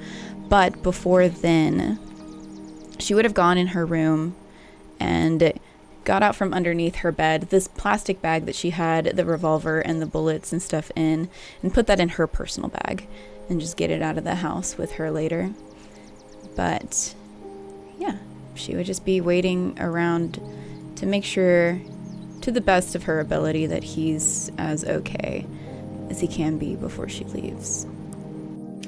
You see him exit his room, and his hair wet and all over the place, not brushed but washed.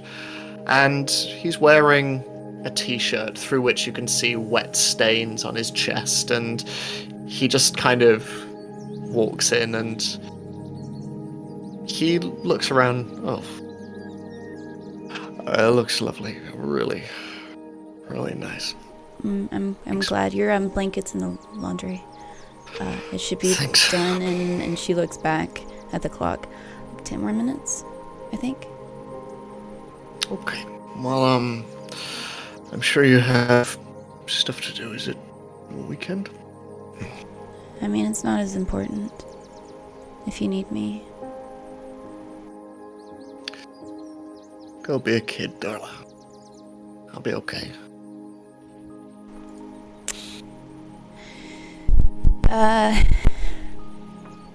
Okay. What are your plans tonight? Watch the game, I guess. Ordering.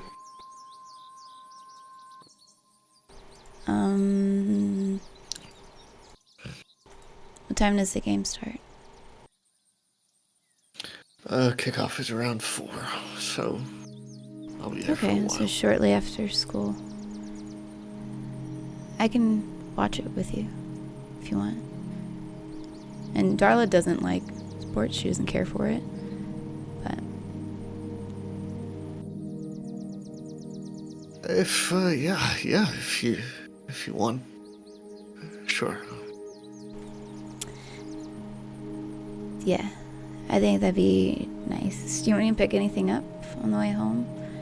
I can't cook well, but I can try to cook something.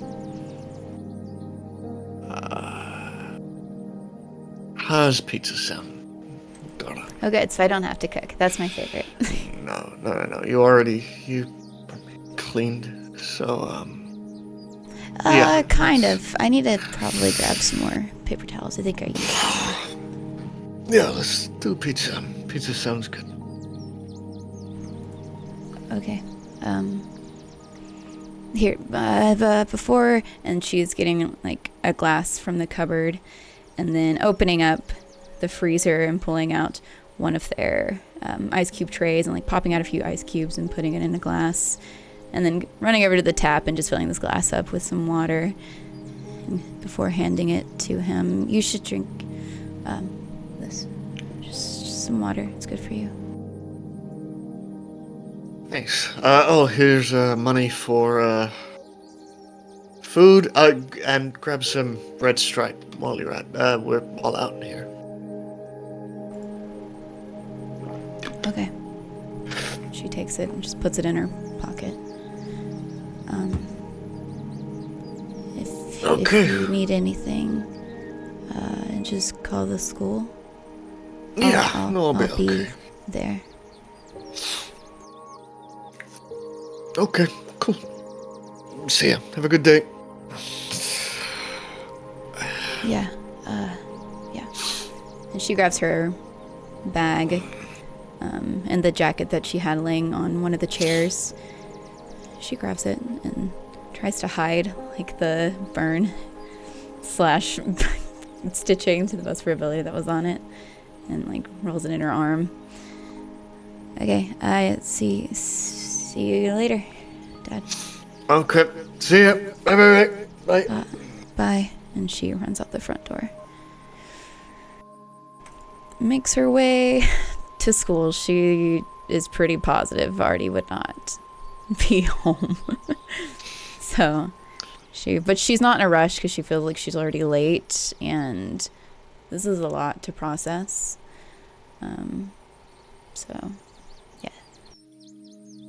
So, while this is happening, at school, Amelia, as you're walking somewhat in a trance, your bag dragging behind you, you suddenly feel the weight of it lift a little off the ground, and for a moment your arm rises with it, and turning around you can see that walking behind you is Danny, the girl that you met in the library, and she's just sort of like trying to like help you with your bag, and she's like, "Hi, you okay?" Oh, yeah, yes. Yeah, yes. Let me just loop that back onto the other arm for you. Yes. Backpacks are very tricky these days. Thank you. How have you been, Danny? I'm okay. I have to rush, but I have books for you. I promised I would give them to you afterwards. So all of the H.G. Wells. Oh, wonderful. Thank you. And it just brightens her day, and are they just back at the library? I probably have to, because you gotta turn them in, and then I have to go pick them up, right? And then I already worked it. I signed them out as you, so you can just have those. Dream! I love that! It's a good form of forgery. I appreciate it. I could kiss you, but I won't, because I don't think you want it. Instead, I'll give you a handshake, and she'll just kind of reach out and grab her hand. Oh, okay. I hope you enjoy them. But yeah, all the H.G. Wells for you. Perfect. This'll brighten everything up. You're a godsend. You're a godsend, Danny. Don't ever forget that. Okay, I won't. And as she walks around you, and you sort of follow her around, suddenly in front of you, you see an altogether sterner figure. Lana Stewart stands there, looking at you, her bag pressed against her as she folds her arms over it. And, can we talk? Is it because I never did that book report? In all fairness, you did try to scare me in the woods.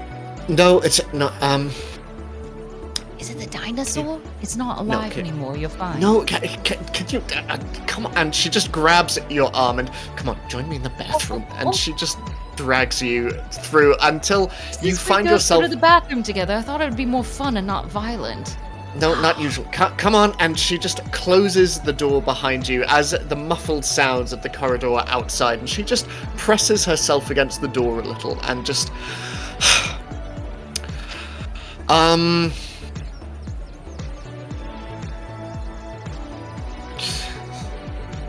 it's okay. Gather your words. Yeah, no, it's just...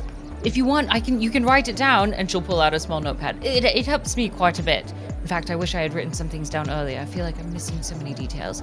Anyway, here's a paper. How are you?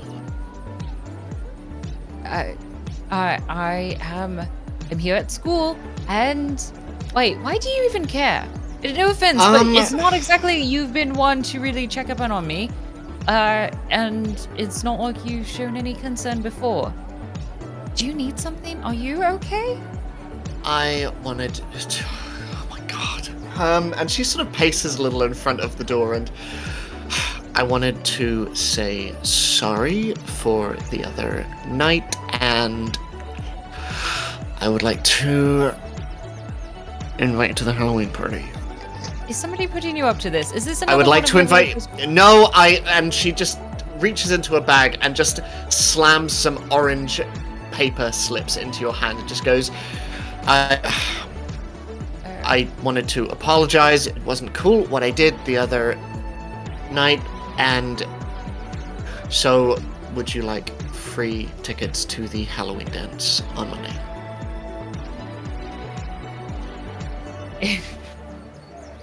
Am I dreaming? You can go ahead. You can maybe not slap me. Here, just try to pinch me. This doesn't feel real. Are you feeling okay? Don't make it weird. You know what? You are clearly uncomfortable, and that makes me feel better about this situation, that you're not quite genuine, so I will take your offer so you feel better and you won't have to interact with me again. It's fine. There are 5 there, so feel free to do with them what you want. I know you have friends or whatever, so you can bring them if you want. You know them. You don't have to call them like that, friends. You know who I'm hanging out with. You can call them out by name. Or do you not know their names? I know their names. And she suddenly just moves over to the cubicles and starts looking inside just to double check that the 2 of you are alone. It's fine. What am I going to hear out there as soon as I burst out of the bathroom door? Guess what? Lana's invited me to the Halloween party. Shh! Just... No. I felt bad, so I wanted to do something nice for you. Okay, so... I appreciate it. And if you wanted to bring all of your friends with you, that'd be cool as well, I guess. All of my friends? You mean like Drake and Nico and Darla and Archie? I mean, if Drake wants to come, whatever, I guess. You know his name! I knew it, you knew his name. I'm going to tell him, and his day is going to be so much better because of it. Not that he's a crush on you, it's fine. I would never give away such precious information like that. Look, obviously he has a crush on me. He asked me out ages ago, and I said no. So you don't know that. Well, if you all want to come, feel free. You are invited, but you didn't get those from me. No, of course not. But we'll be there, all of us, and we'll look fantastic. Are we supposed to dress up for this? Obviously. And she just starts to leave, and don't make this think that you can come and talk to me now. That's not what this is now. Oh, Okay. Got it. Thank you, Lana, my dear friend. You're the best. And the door closes behind as you are left alone in the bathroom. And I am aware that we have just reached a supernatural event. Amelia, Drake, Darla, can you all make comprehend checks for me, please? And just a reminder, everybody, we just got double cursed. Interesting. Double. So, sorry, you said comprehend? Comprehend? Yeah. Oh, so great at this already. Can't wait. Love my life. Ah, We're gonna do so well. so cute. Ooh, okay, so... All right. So you've a 0, all of you, all of us. Okay. But So- you can re-roll if you want. If I have the 2 and I have the 2 curses, that takes it down to 0. Can I use a bless to make it a 1? Yes, actually, you can. I will And do then that. gets rid of your curses. And then, Drake, if you wanted to use a bless to get that other curse out of the way, then you're done. Yeah, I think I'm going to. Great, now I'm in pain. And then I'm gonna reroll. So, And 0 success. Okay, okay. Okay. I'm not even gonna try. So, Get out of here. It's worth it. Darla, Yeah. you begin to approach the school. Drake, all around you, there are students laughing, playing, throwing footballs around, singing together, dodging the stern looks of the teachers all around them. You make your way to your locker. But something doesn't feel quite right.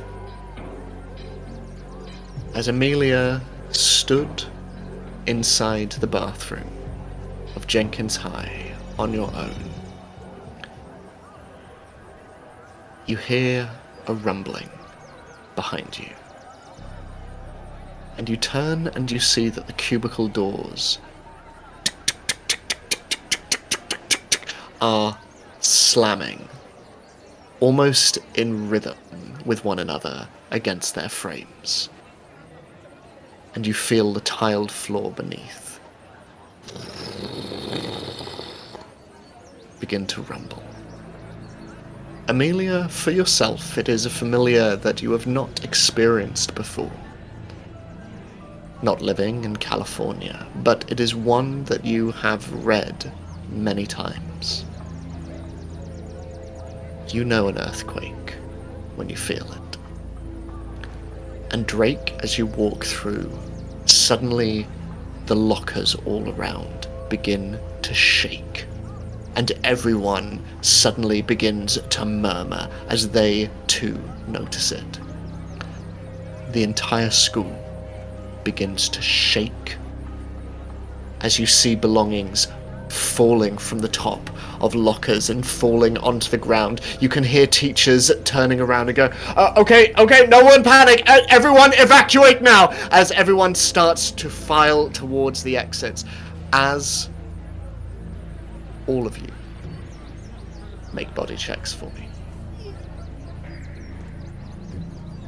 Your successes will determine what happens.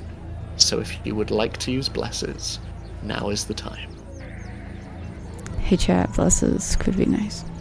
Yeah, I was like, I used mine up now. Woo. Okay. I got 1. Okay. Rerolled and got another 0. I just want to get rid of these curses. So, as Amelia, you hear shouts for evacuation coming from outside the bathroom. What are you doing? Oh, no, breathe. You know what to do? Go to the doorway! And she goes to stand and, like, kicks open the door and just stands in the frame, thinking, like, that's the safest spot that she's supposed to be. And then hearing the teacher to usher everyone outside.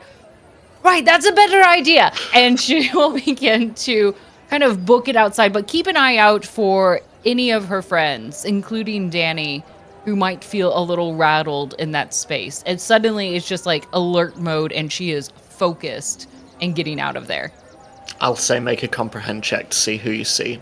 And Drake, what are you doing as this wave of people begins to push all as one large column of people towards the exit of the school? Is there space to go the opposite direction? If you make a successful move check, absolutely.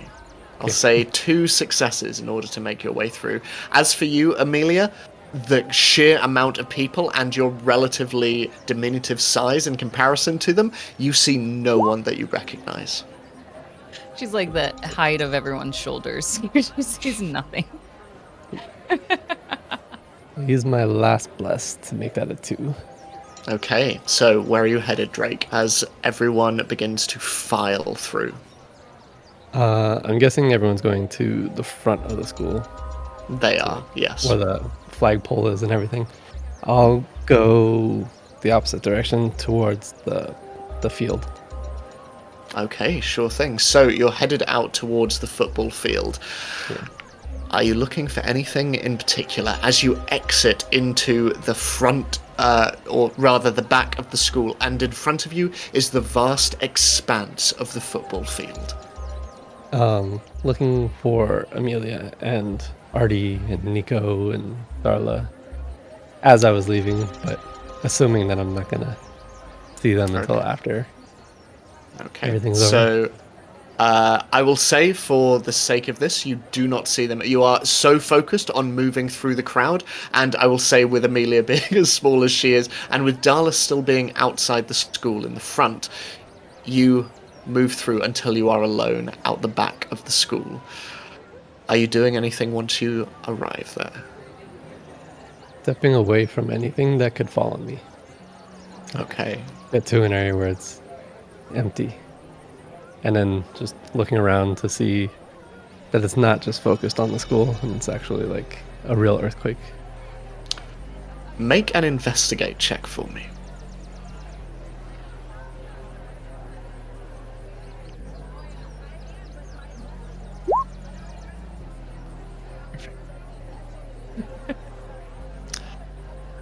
You Exactly as notice nothing out of the ordinary. Darla, outside, as the ground beneath your feet begins to rumble, you hear car alarms going off as you look all around and you're seeing machines just moving from side to side, shaking as you feel very much in the epicenter of whatever is happening. And as you stand there, you turn around and you see, dislodged from the grass circle in the center of the turn, the flagpole just falling down towards you. And we're going to take a break there. Vile. Maybe I should go to the front. Oh, everything's going to be okay. I just got double cursed. I have 4 curses to get rid of. Sorry, what? So, I'm gonna meet Nico in the hospital later. Can't wait. We can be bed buddies. Anyway, go take a break, everybody. Go get a snack and some water and everything else. Go stretch. We'll be back in a few minutes. See you later.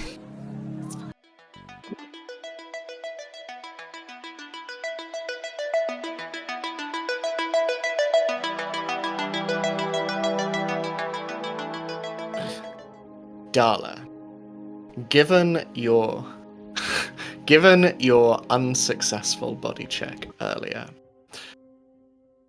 as the flagpole of Jenkins High begins to fall down towards you, it clips you round the shoulder as you fall down to the ground, and you can see further cars beginning to shake in the distance, and you can see students filing out of the school, all looking a little, despite the fact that this will probably mean a day off school if they're lucky, there is a nervous ripple of energy around all of them as they file out and the teachers sort of point them in the direction of the opposite side of the car park.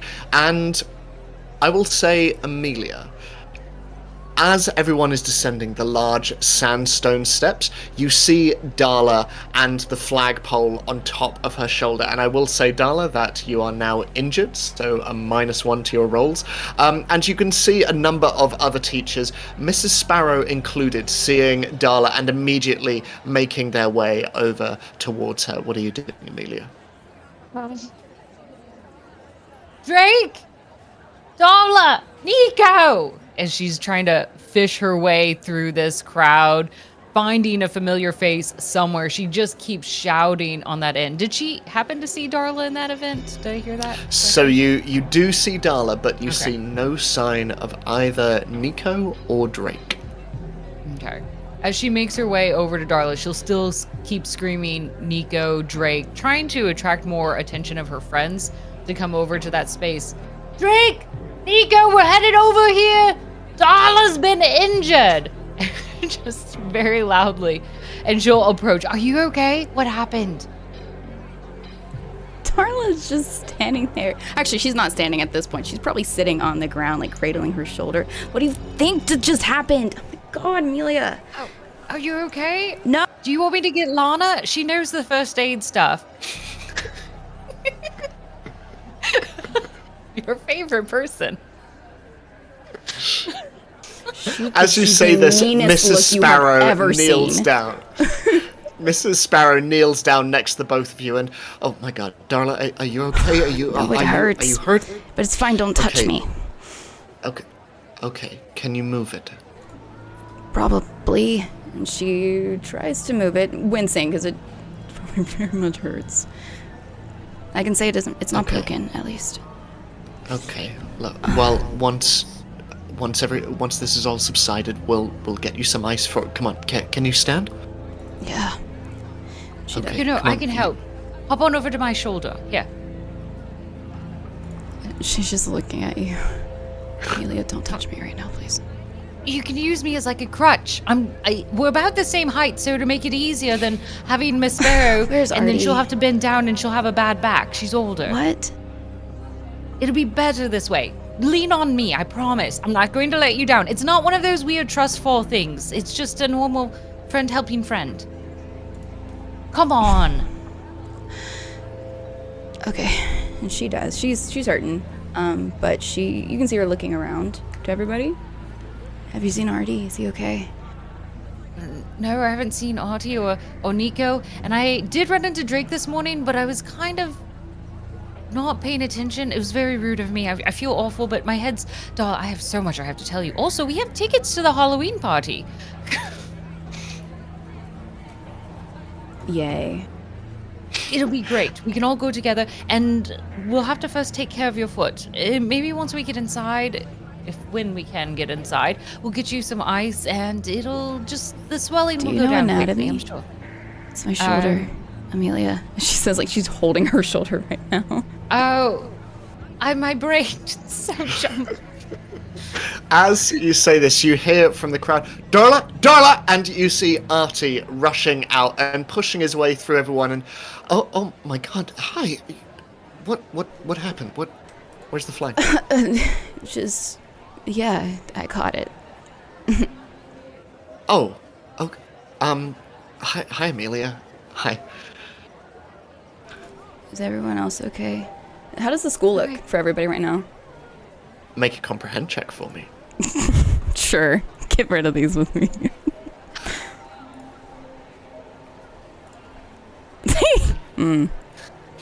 Can't see right now. Maybe I also hit my eye.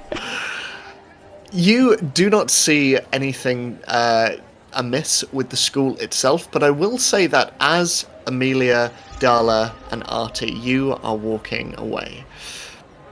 Drake, on the other side of the school, what are you doing?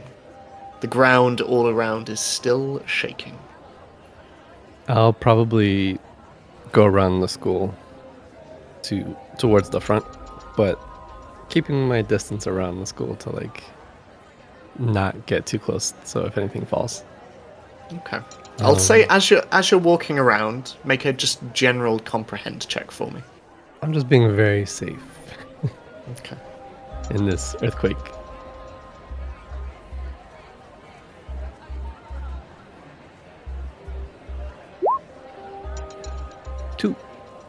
Two. Okay. Oh, interesting. Okay. So with 2, I will say you feel the ground shaking begin to lessen. Whatever this was, it is dissipating slowly. And as it does so, with your 2 successes, I will say that you see, almost imperceptibly, like a large crack covered by grass, you see the football pitch shift ever so slightly, almost bisecting but kept together. The grass is still intact over its surface, but the earth beneath it seems to shift before everything goes still.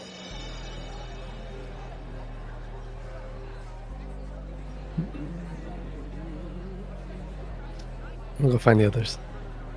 Okay. I will say, not much difficulty in doing so. Everyone is gathered on the other side of the road to the school, and even as what everyone assumes to be an earthquake dissipates, you hear teachers shouting, "Okay, stay here until the fire engines get..." Yep, okay, everyone, stay back, wait for the fire department. And you can see a number of people just beginning to, like, peel off a little bit as they just go, "Well, we can just go to town, okay," and they just, like, move off and depart from the crowd. And you can see Coach Gleason especially just be like, hey, get back here, this isn't a day off," and he just starts to run after them. And you can see, bunched together, Darla, Artie, and Amelia stood on the other side of the road and amongst the crowd.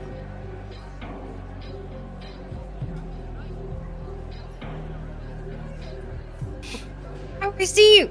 Over there! Oh! Darla, do you see him? And she kind of like points him out, as if you're blind now too, apparently, you know? I don't know if I drama. see it. Can't see much with the school, so she's probably not paying attention. Yeah, we'll head over to where Drake is. Then there'll be 2 of us that can you help come you. toward us? Movement kind of It'll hurts be- right now. Oh, right. Drake, can you come over here? Come this way. You're so... Well, what did you want me to do? Charades? You could have walked Actually, I over there. could have done. Well, I didn't want to leave you. We're friends. She's like, Totally oblivious. Ah, well, that was wild. Do you all get this that often? Not usually. The whole to earthquake this thing. degree. Oh. earthquakes happen, not like this though. I saw on the field the ground cracked. I don't know, didn't quite feel like a normal earthquake. Could have been, but with the map being localized on the school, I was What map? not sure. What map Yes, no, are no, you no. talking You have to about? tell her about the map. And the katana. You got a Oh, sword. I saw the katana. Yeah, Did you get well, a map? I stole the map from the Logans last night. What? Oh. Did they see you take it? Yes. Why Yeah, do you say but- that so happily, Amelia?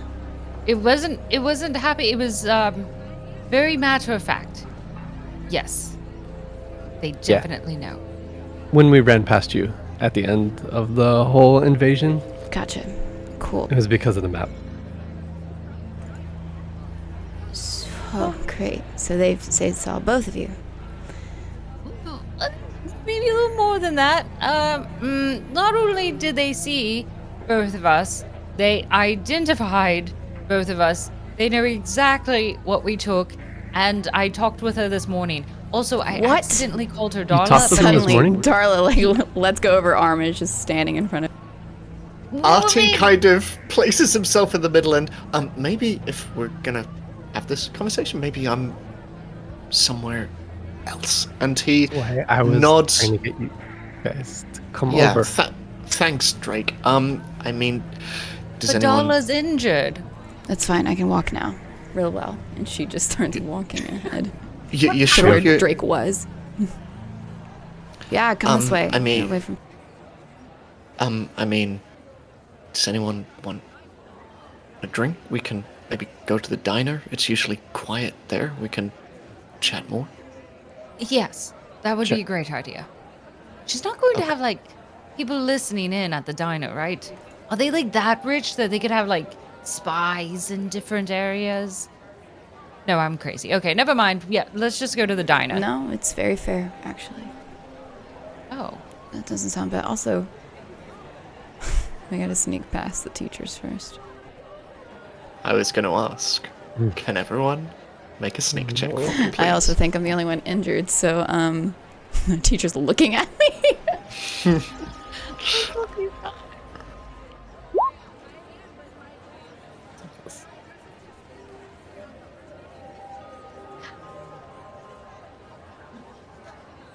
Ooh, the injured one did the best. No, I got a 3, but it's negated so bad.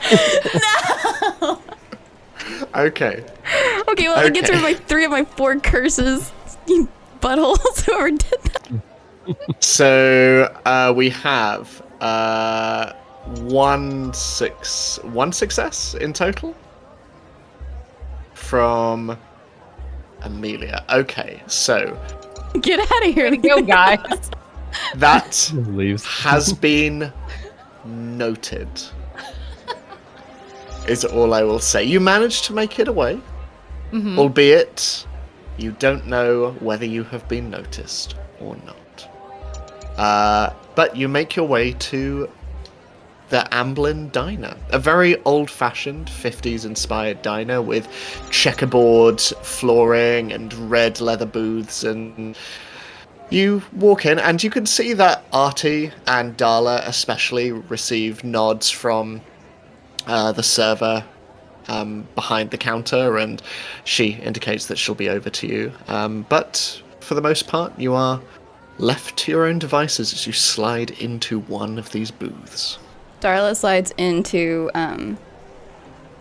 one of the booths that she's closest to, like the window, because we'll say it's her right shoulder, so nobody can bump it. Also, Amelia and Drake, can you make comprehend checks for me, please? I don't like Or this guy.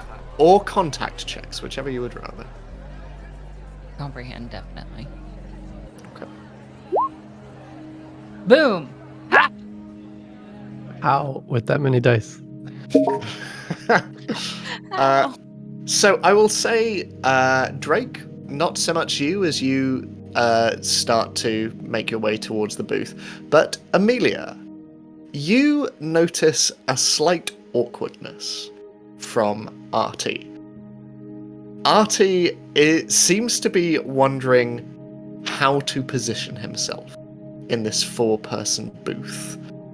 He almost instinctively goes to the opposite side of Darla, but then seeing the two of you, he sort of starts looking in the direction of the seat directly next to Darla, and you can see that he seems unsure of where to place himself. Oh, here. How about you scoot in next to Darla and I'll sit across so that way I can, easily see everybody. Yeah, okay. Yeah. Okay. And he sits down and, okay. Amelia will be staring at the two of them with a very dumb smile on her face as she looks back and forth. Darla honestly between just the looks two. like she's hurting and doesn't want to be here right now. Here we all are. Look at all of us. Drake, Where look is at Nico, look at by all the of way? Look how no. Did y'all see him at school? Did you see Nico at school? No. No, I didn't. I mean, maybe he's getting his arm fixed? Oh, Maybe. All right. Well, that's the Yeah, case. He it probably was would have had pretty to tell his broken. parents. Hopefully he'll get it fixed soon and it won't take very long, but in any case, we can get him caught up later. And if he'll also know the school's gone and this is one of your spots, right? He'll know to come here. Has Nico been here before? This is Darla looks actually where we first talked. This is where, well, we came here, the three of us, before we met the two of you at the falls. And you So, never yeah. brought us here? No, that's rude of me. I'm sorry. No. I wanted to. This is my favorite place, so I was hoping we could eventually. But so what happened last night? What? Because I was kind of MIA. Mm-hmm. Amelia can explain it. She's good at that. Me? You're the one who actually went to the room and you laid eyes on the old geezer and listened in on their message. We did find a room full of artifacts of things from different years, and there were some really random things that you wouldn't think to expect there. And then also Drake found a sword and a map. Show him the sword. Did you bring the sword? Oh, it's at home. I left it at Oh. home. Yeah, My dad was don't home, so I had to bring hide a it. weapon to school. Darla just But, remembers she yeah. has a gun in her bag. We broke in like you wanted us to, and then you disappeared with John. So I listened in to Delilah and Magnus speaking with the mayor about shutting down the school on the 30th. And they were talking about all the plans they had for it, and they had this map. So after they left, I took the map. Do you have it with you? And can I look around to see if there's anyone around, including outside of the window? Make a comprehend check or investigate, whichever Okay. you would rather. So great. Feeling Keep awesome. an eye out for a massive black limo. Dagnabbit. Dagnabbit. Well, that's a 0. Real cute. Okay, Love it no. for me. Yeah, I have it. It's in my bag. Hold on. Open up my bag, pull it out. I have it tucked away in my history book. Oh, that's a good spot for it. Yeah, I figured it's about the town history. Like, you'd figure it out, right? Yeah. I see it. I get it. It's clever. So this is the map. Well, all of it will be. Do we think? Well, what is going on the inside of it all? What? Did they say? Yeah, what are all these They did. lines and circles and stuff? Said it was happening on the 30th, and they wanted to make sure no one was there, so that's why they had the police marked out on this map. Which, now that they know we have the map, they're probably going to move the police, but Right. I don't Maybe they think Mitch won't. would be into this. who's Mitch? Mitch? She's too straight in there. Sorry. I mean, Officer Eden Falls, Officer Mitchell. But Oh, anyway, they'd really have Yeah, to convince her because she's on the straight and narrow. Yeah, Darla and the sheriff have a Best bit of friends. hi- Great pal. history. that's good to know. Great. Do you think she'll help us then? Actually, maybe. Maybe not me. Maybe all. But aren't you best friends? Do you not know what sarcasm is, Drake? Oh, well, you just so deadpan, it's hard to tell sometimes. I'll take it as a compliment. You're welcome. Okay.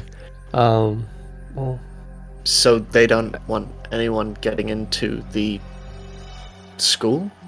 Why? yeah. That's the question.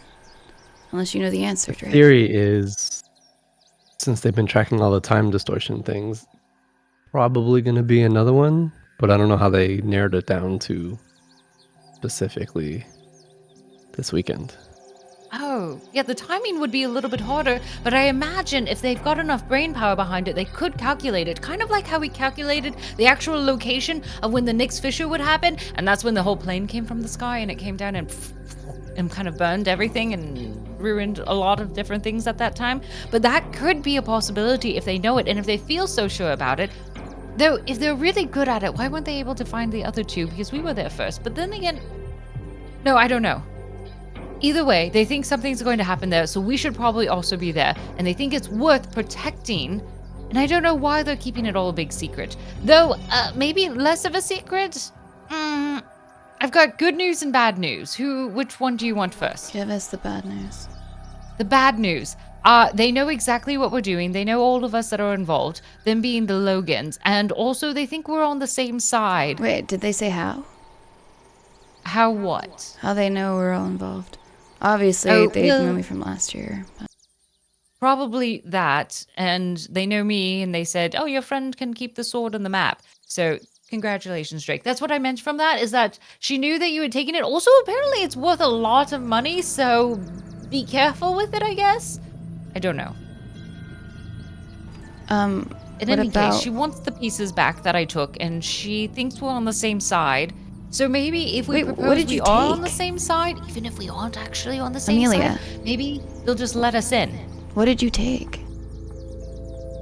It wasn't really anything special, just trinkets. Special enough to have Delilah come talk to you.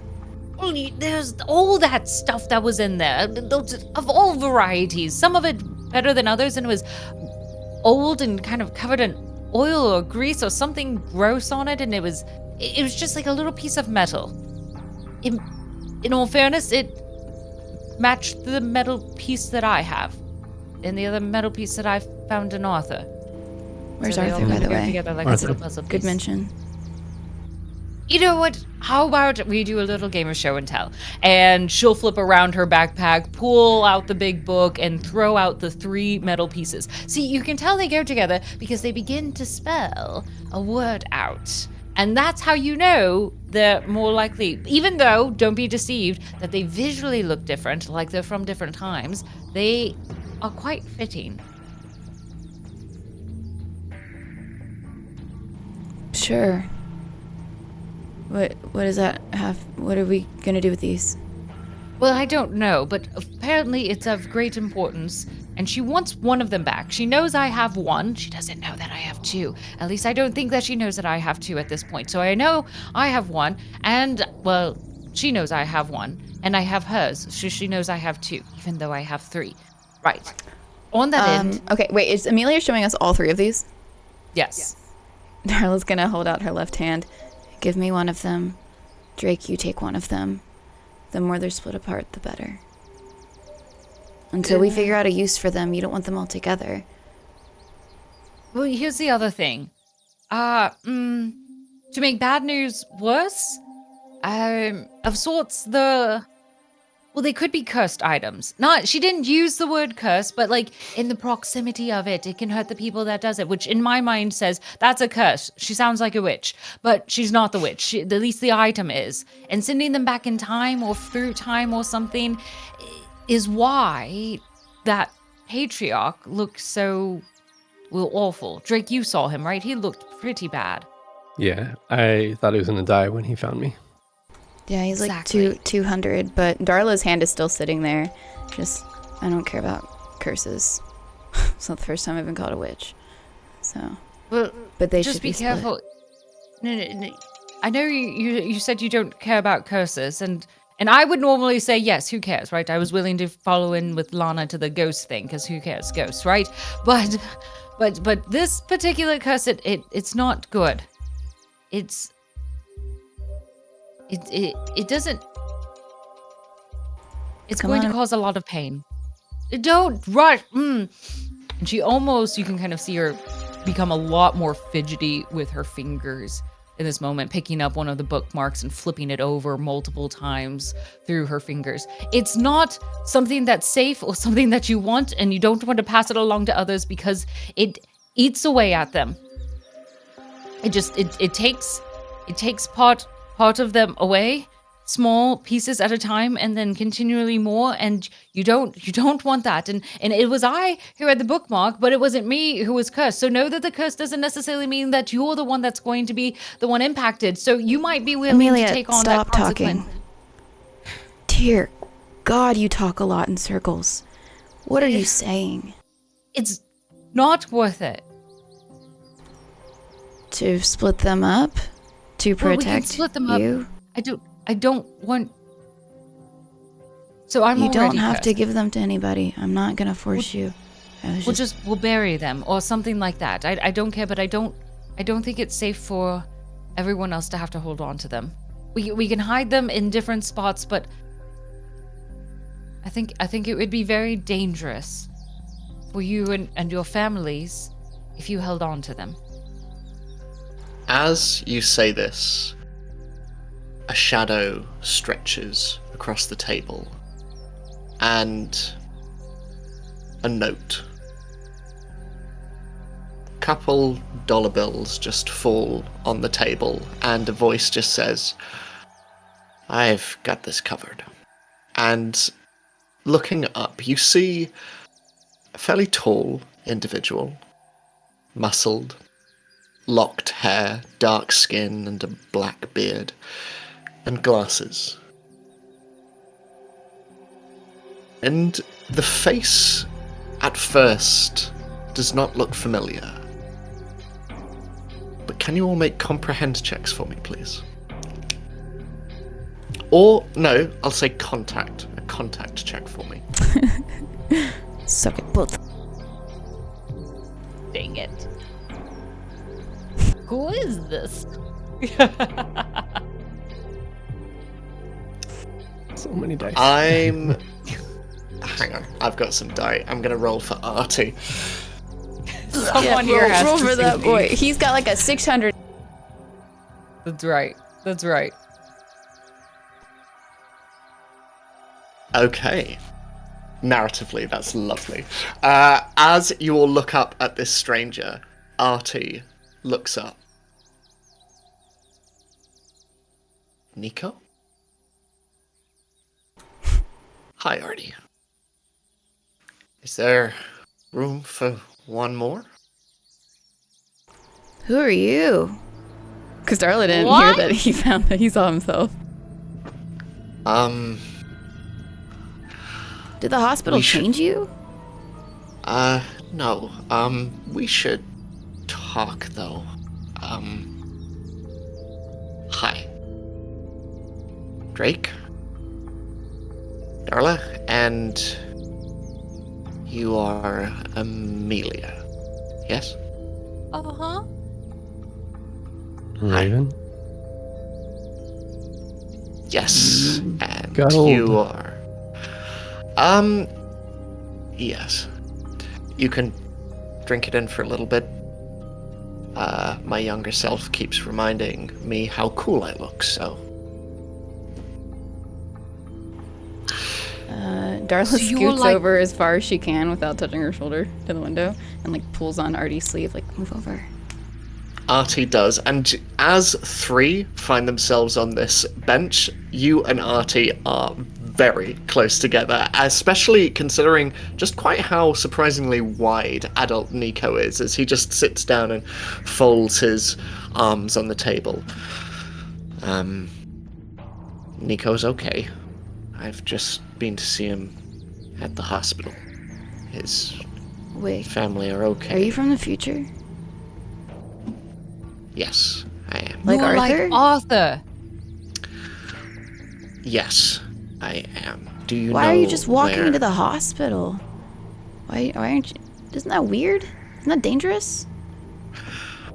I've been here for a couple of months now. Couple of months. Yeah, What? not many people recognize me.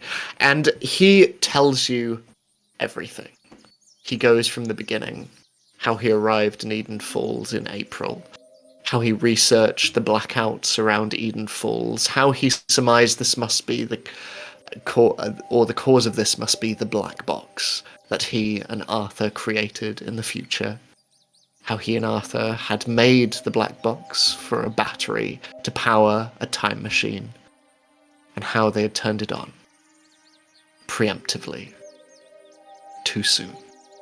Wait, how did y'all And come how- to different timelines? Well, I I'm guessing in much the same way as these, and he points at the metal pieces on the table. These are bits of the machine, flung back into different parts of time. Which means, I imagine, from what my theorizing is, the machine is tearing holes in the fabric of space and time. I was thrown through one, Earth was thrown through another, and this, and this, and this, and he points at the bits of metal, and all of the bits that you saw in the Logan estate. That facsimile of the time machine, that was the old thing, blown apart into hundreds of chunks. Doesn't work anymore. I have built a new one, and I intend to go back. Oh, how do you know Wait, it's you're actually gonna ready this do time? it again? Yeah.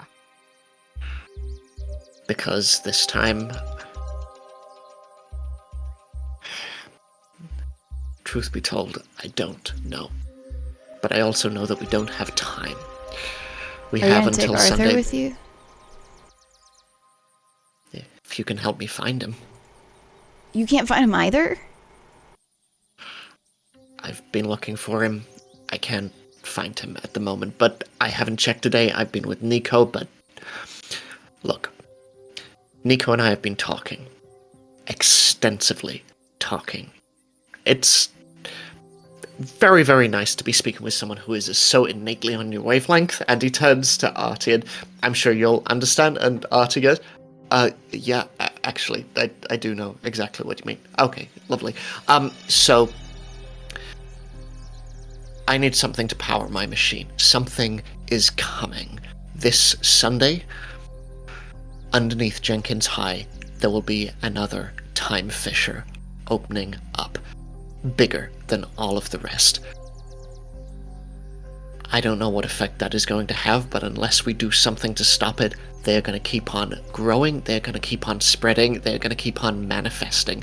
I don't know what that is going to do to the fabric of this town, maybe even beyond. But unless we do something to prevent it, i.e., send me back to my time and prevent the time machine from ever having been turned on in the first place. That's our So- only chance. What's the battery Do you you're think- looking for? Look, the technology to create a battery to power the time machine doesn't exist in this time. Well, what Except about in the one black location. box?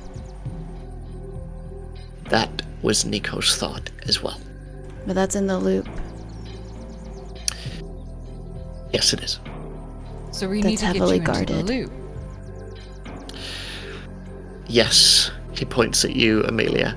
And yes, pointing at you, Darla. I need to get in there. And yes, it is heavily guarded, but I used to work there. Or I In the do. future. I will work. Thank you, Drake. Yeah, I will work there, as will Artie. I can only speak to my own experiences if it shifts pattern, but I know that 10 p.m. on a Friday, security changes over. The loop facility is empty. All unnecessary staff, all scientists, they go home or they go to their homes on the military base. It gives us a window of 20 minutes. If I can get in there, if I can get into the laboratory, if I can get into the facility itself, I might be able to retrieve the box and get out of there. But that is the last chance that we have before Sunday. Tomorrow, Friday? Yes, tomorrow. Okay. I've spoken over it with Nico. Nico, very understandably, is very excited, but he wants to help in whatever way he can, and the idea was floated. You all might be able to help as well. Just to understand, we help you tomorrow at 10 p.m. to get into the loop to steal some batteries so that way you can power your own little machine to get back to stop yourself from allowing all of this will happen, but how do you know that you're going to be able to take that same pathway backwards? You thought you would be going directly forward, but things are different now. Things aren't the same. This is like, what, didn't they say, like a branch or something? What if you make things work? What if you, or worse, and you open up more holes and more people get sick or awful or whatever it is because your flying debris just happens to go everywhere? The first time we turned the machine on, and he glances towards Artie. It wasn't my call. This time, I have been able, I think, to fix the holes in the original programming. I have been able to fine-tune what was not quite there the first time. So I hope,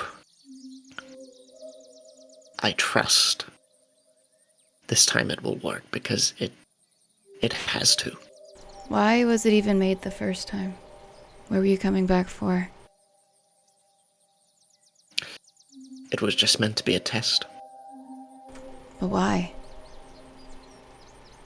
Everybody's heard the theories that you go back in time, you change the future.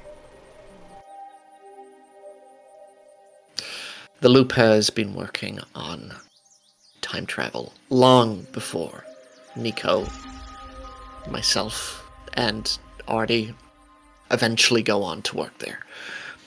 Hell, even in our reality, when the black box hadn't even been created yet, they were still trying to find out the secrets to time travel. They were trying to figure out how to make it work. Arthur and I did that. Tried that. Tried, yes. And Arthur thought it would work. I wasn't sure, but he was adamant and I trusted him, and he turned it on. You shouldn't trust Arthur. That's not what I'm saying. Sounds I'm like saying... it. I am saying... because of our friendship, I may be overlooked. And I made assumptions when I shouldn't have. That doesn't sound like Nico. Doesn't sound like Arthur either. Okay, are you gonna be clear, or are you just gonna leave things up to guessing? What do you want to know? Just everything. This is so confusing. What do you expect us kids to do? Like, yeah, I can sneak around, but after that, what? I don't know, but Nico seems eager, and he seemed to think that you would want answers as well. Yeah. Do you think that the earthquake that just happened was a foreshock to the fissure opening on Sunday? Absolutely. Absolutely. I was afraid of that. Why are the Logans so interested? I mean, obviously you were there on the land and being able to create so many different things. Why are they interested in you going back and essentially stopping all of this? Because our time machine is the reason that Magnus Logan is suffering. That's Why he is true? Yes. I can't explain it. It only seems to affect certain individuals, but he found a piece of our time machine when he was a young boy.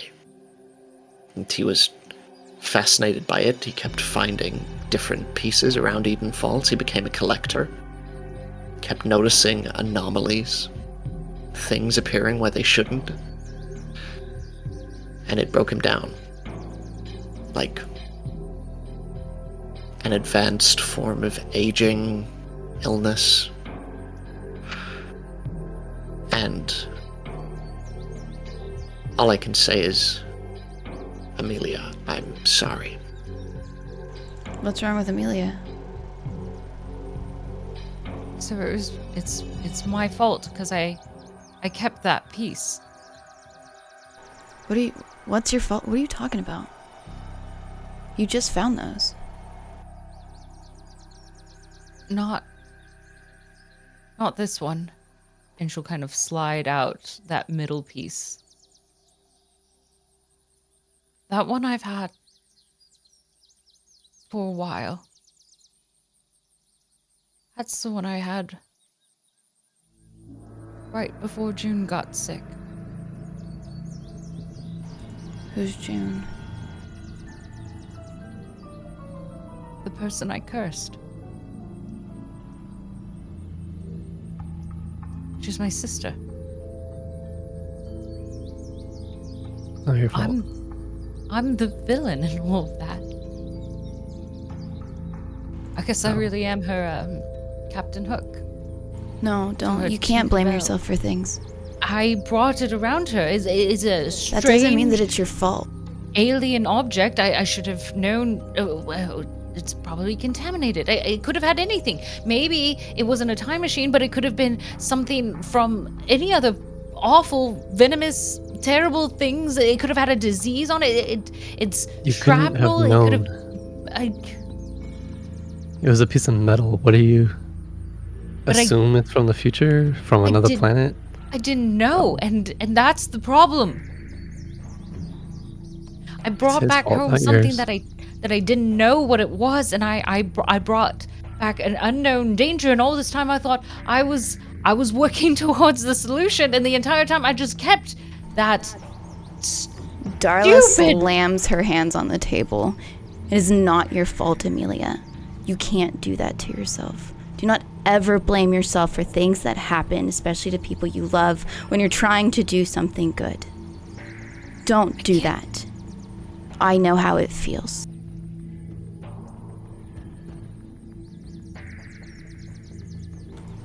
We'll figure it out Feel guilty by though. burying those first. Can you get rid of them for me? Yes, and she holds out her hand and just grabs them and sticks them in her bag. I don't want to see them ever again. You won't. I'll bury them. Thank you, Darla. Yeah.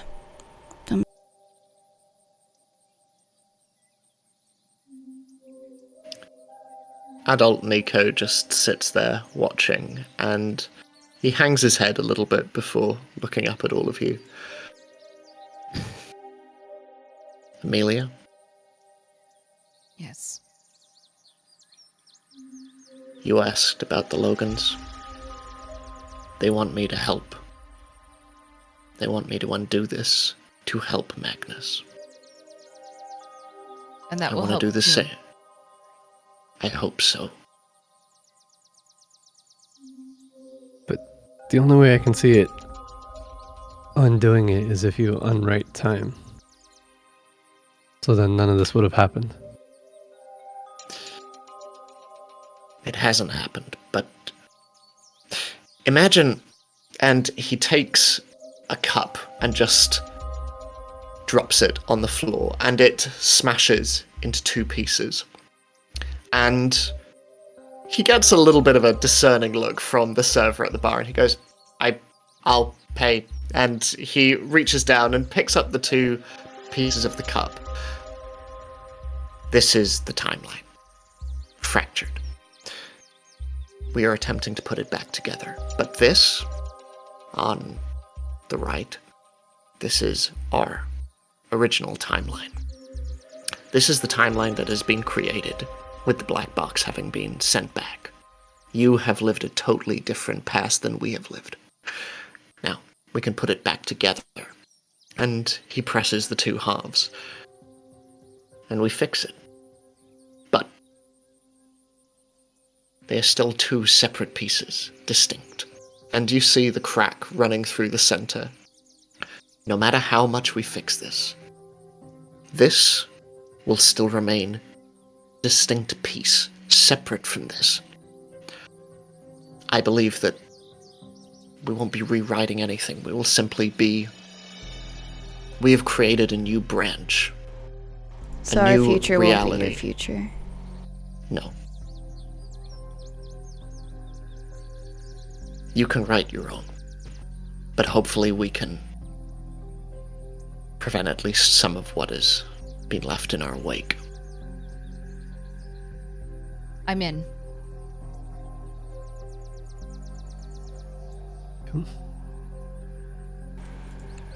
Me too.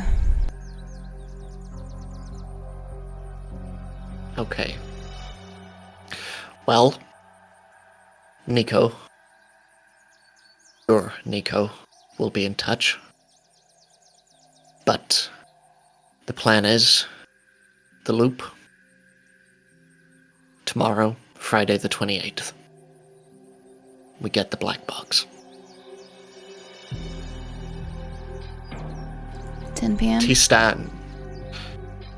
10 p.m. Okay. And he stands and, looking at all of you, I am sorry. This was never meant to happen.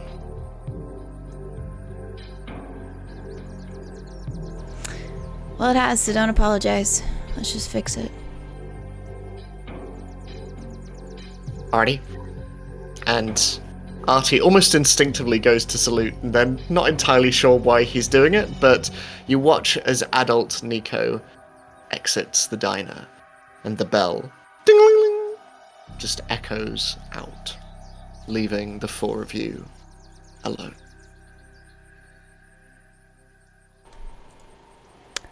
Well,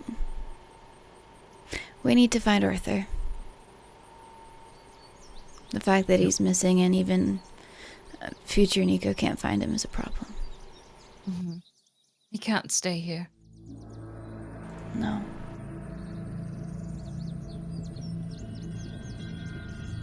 Right. Artie, do you have any idea where Arthur might be? Yeah, did he Where say I would- anything to you? No. No, like I say, I thought he was going back to the Hawk Cave. Oh, did y'all not I see mean- him when you went back last night? Was he not there? Nope. Mm-mm. I mean, I guess he could have been there today. I haven't been back at all since, well, any of this. Not that there's been much of the day so far, but I guess we could go back and hopefully something might... Maybe. I don't know where else he would go. I mean, I guess it's his hometown too. He would know all the ins and outs.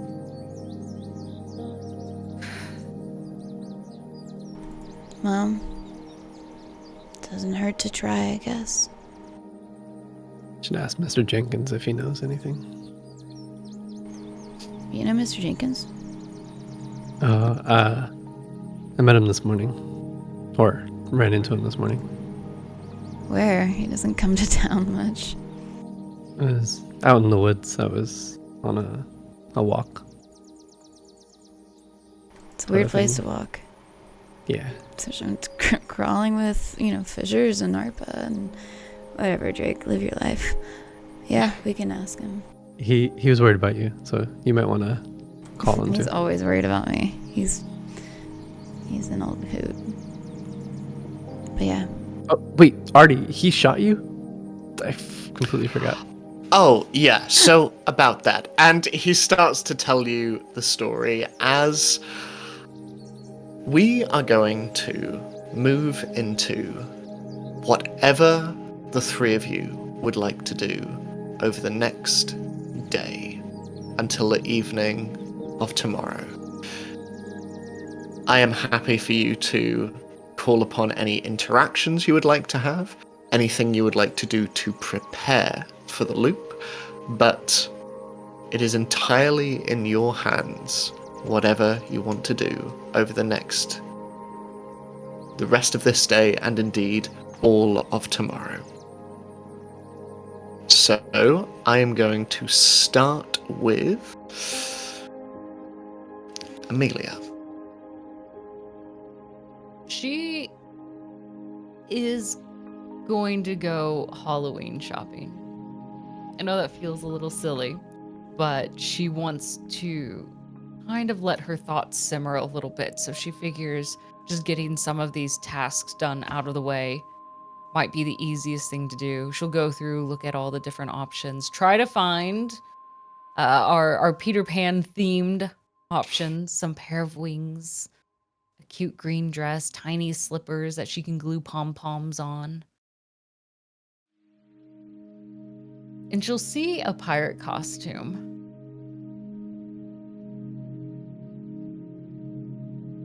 And it freezes her for a second as she kind of looks at that.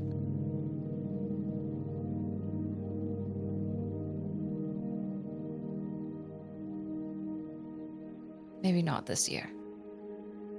And she's going to pass it up.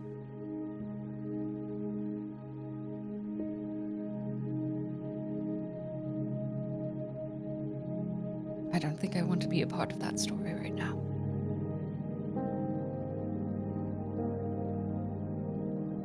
And she'll finish kind of going through, finding the pieces, top hat, more nightgowns, Michael's character and whatnot. Almost then, for the rest of the time, giving a wide berth around that pirate costume, just choosing not to become Captain Hook. She'll finish handing out the rest of her newspapers. Hopefully Janice will get hers eventually so she can play her dumb Zuko. Thank you so much! And the door closes in your face. And she'll make her way home, and instead of going to check in on June, she's just going to fold the costumes and leave them in front of June's room and go straight to her bedroom, shut the door, and just collapse on her bed and cry. She's just emotionally and mentally overwhelmed with the day. As you do so, and it is a couple of hours later, long after the workday is finished, you just hear a at your door. I'm not Sweetie? here. No. And she'll kind of bury her head underneath her pillow. Darling, I was hoping you might be able to give me a first pass at this manuscript. I'm sure it's really great. I'm just busy with a book report. Okay. If you're sure. It is, science fiction, and I know you like that, and I've sort of lost all objectivity with this one. I'm not really sure what the writer's trying to do with it, if I'm honest. You're the writer. No, this is one of my clients, sweetie. I'm Oh. still working on my one, but I was thought wondering yours. Bring it in. I'll take a look at it. And she kind of like fixes herself a little bit and sits up on her bed. The door opens, and in this explosion of energy that absolutely does not meet your level at all, your mum barrels into the room and jumps onto your bed, almost making you jump into the air as she does so. And she just leans over and goes, "Excellent, wonderful. Well, I'm very, very glad I have a co-editor living in the same house as me. It's love. You okay?" Yeah. I'm going to get a credit on this, right? Oh, yes, of course. Oliver and Oliver, as always. Good. Yeah, no. I'm good. It just Sweetie, if you're not in the mood for this right now, we don't have to do it. That's No, I'm fine. happy for a distraction. Anything. This book report is just it's I really hate it. It's not. Yeah, I'm normally very good at doing all of my homework. Sometimes better than the teachers themselves. I'm pretty sure I do the work better than they probably could because I understand the readings and the actual ideas behind. Anyway, this story is just a little harder to get through. So. Well, and she sort of turns you around a little bit and sits cross-legged behind you, and just undoing the messy buns on either side of your hair, she just starts to run her fingers through them and start to just sort of bunch them up a little bit, but very much just brushing your hair. And why don't you tell me about the author? Well, the author, it's a wretched book, honestly. They wrote the main character, and she's ambitious. She cares about all of her friends in the party, and she's doing all this good work. And despite all of her good actions, you get to the end of the chapter, end of this book, and you realize that all of her actions the entire time just were working against her. That her the biggest enemy and the reason why everything was falling apart was because of her. And I think Well, that's just the stupidest thing I've ever read. Well, she sounds very well-rounded to me. What? But it was all her fault. The author wrote this hero who was oblivious to what she was doing and painted her as somebody who was trying and smart and learning, and then the entire time she's just stupid. She was stupid to not realize that every action she was taking was just making it worse. Bringing more trouble into her household or harming her friends on that. It was the opposite of what I wanted. I didn't like it. It was a stupid book. And I can't even think of any other word right now. I am of good vocabulary, and all I can think of is the word stupid. So, you've finished the book in its entirety, then? Well, it's basically the end of it.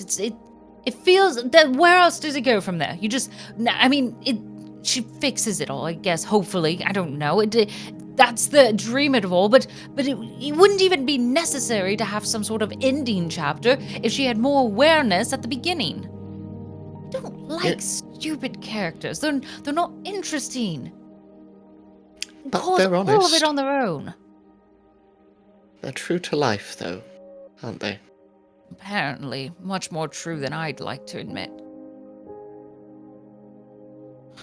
You know, one of my favourite things that you used to do, I remember you used to get so frustrated at so many of the books written by old, white, crotchety men, and I remember that you would try and fix them, and I remember you would scribble out little bits in the paragraphs. And it's basically the same story they told every single time. They needed help, that's why we're editors. Well, one of the things I always marvelled about was I kept a lot of those books, and bear in mind I grew up with a lot of them as well, but I didn't mind you writing in them, because whenever you were done with them, they were always so much better, so much more interesting. It was easier. You could take the stories and you could make them your own, but that's because I saw the story, I read the whole thing, and then I could see all the gaps. And I did make them better, that's true. Not every book report has to be in praise of the book in question. You can critique it, you can point out the things that you don't like about it. You can point out the moments where the author has perhaps overlooked a certain theme, or perhaps hasn't delved into the subject matter perhaps as incisively as they should have. Or maybe even it's their responsibility to do so. Or you can look at something like Cymbeline and wonder what on earth Shakespeare was up to at all. That's where I'm at. What were they up to? I look at this story, and it's hard, because there's just one part that I don't like, and it's the main character. The rest of it's fascinating. There's time travel, and dinosaurs, and even a slight romance that we're all still waiting for at the end. I don't know, it just... But then... I just grew so...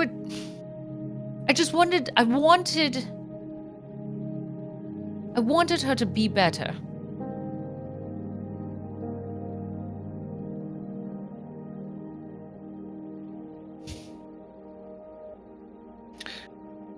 why do you enjoy reading so much?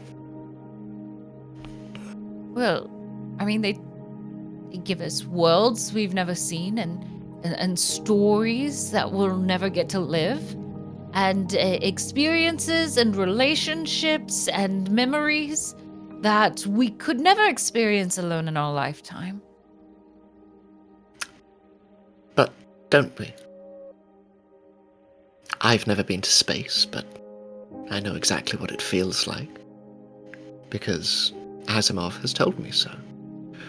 I've never taken up a sword or climbed a volcano, but in many ways I have. Tolkien has taken my hand and taken me through those worlds, and escapism is not entirely about escaping ourselves. It's about experiencing and learning, and certainly the reason that I love books, the reason I love stories. I see a little bit of myself in everything that I read. Except the really terrible stuff, but that you've rewritten. You're welcome. I guess what I'm saying is,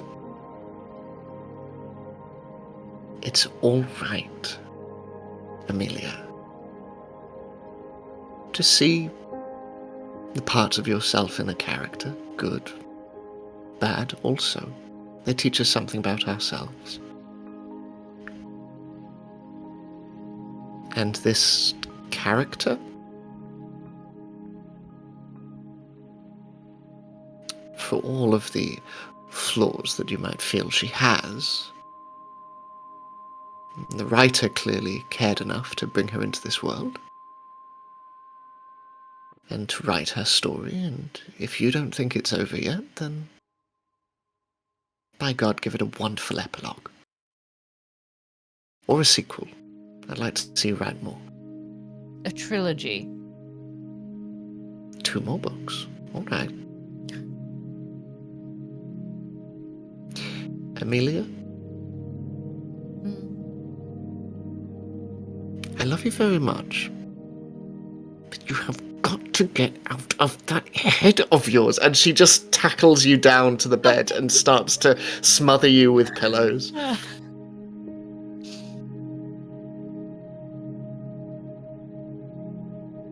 Thank you. You are so wonderful. Truly. And I love you very much, darling. Could you still love me if I was stupid? If I did something very stupid? Well, it would mean you took after your mother, so there would be some reassurance in that. You're the best, Mum. I'm going to make things better. The character. I'm sure she's going to make things better. Me too.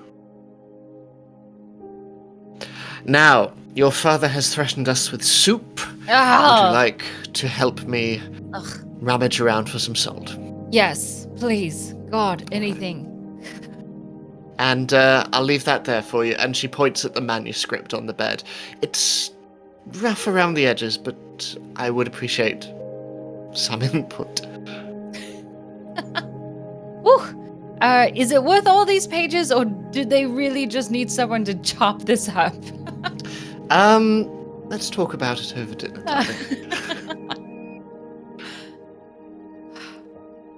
And with that, she heads on out of the room. As you hear from downstairs, you know what? I think it's overflowing a little bit. It's bubbling.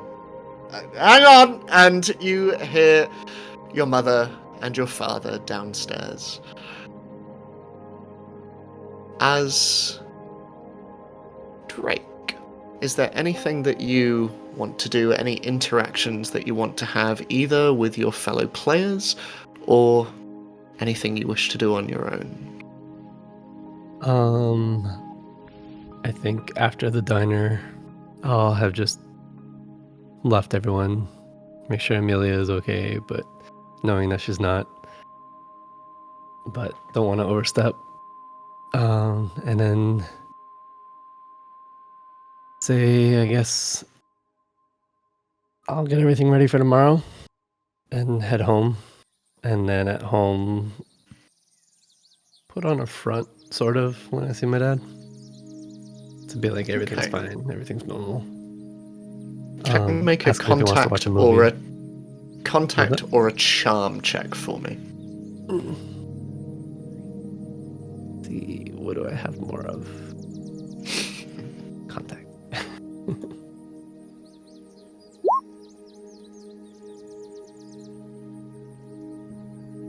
Do you have any blesses? Nope, and I have 2 curses, right? I think we all have 2 curses. Okay. Okay. Okay, if I have 1 bless, I'll use it. I used it to get rid of my curses before. Yeah, then I have nothing. So you come in, and as you do so, your dad is currently. You can see that he is just pounding dough on the tabletop as he is making pizza. And as you enter, he sort of looks up at you and, "Hey, I was thinking pepperoni. Perfect. Yeah. What happened to plans with friends?" Oh, we went to the diner. There was that earthquake, kind of let school out a little early, so we separated and then yeah, came home. Everyone went their own way. You okay? Yeah, I'm good. I did, smart thing. Exit, not in the crowd, get away as much as possible, and get to the open field. So I was pretty safe. Okay. You want to give the tomato sauce a stir over there? Yeah, sure. So, you want to tell me how you're really feeling? Just one of my friends is going through some stuff. So it brought up some old memories, I guess. Guilt and all that. You just feel a hand on your shoulder. And then another. You know that's not fair, right? On you? I know.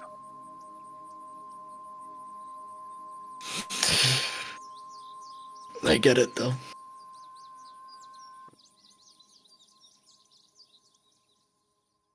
It's not something you can just let go of, right? No. They say time heals all wounds. I don't know if that's strictly true. Been almost a decade already. That's not enough time, I don't know. He just stays your hand and just sort of stops you from doing what you're doing, and he just leans against the countertop in front of you. I spoke to Lily earlier. How's she?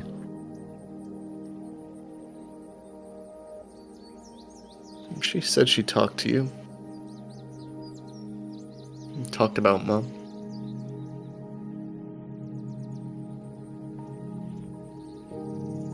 Yeah, it's been coming up a lot lately.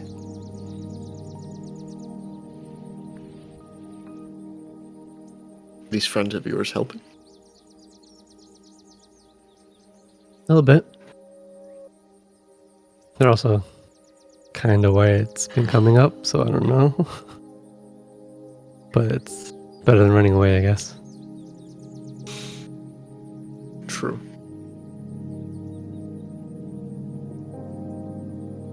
I'm sorry, son.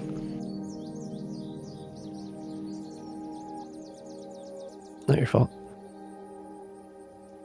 Not yours. kind of is. No. Don't, son, don't do that. Okay? Don't do that. Please don't do that.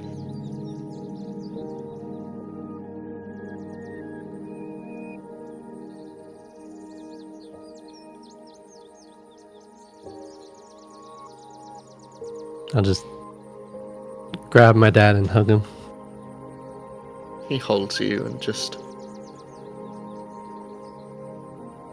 I hope you know how much I love you, son.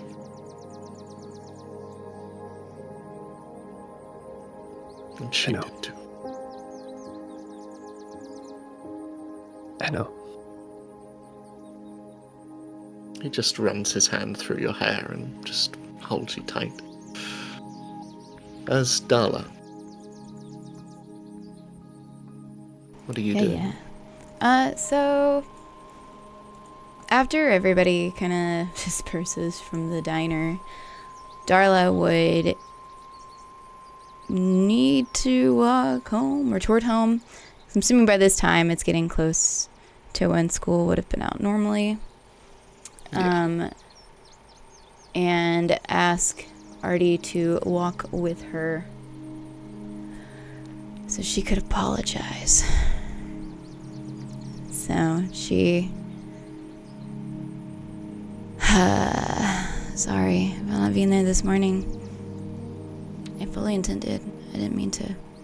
That's okay. I couldn't remember what we agreed anyway, so that's okay. You're such a bad liar. You remember everything. But Yeah, no, I waited for a really embarrassingly long amount of time, and then I was worried that I would be late, so, yeah. Yeah. Before I is was everything gonna okay? walk out of the house, I heard my dad.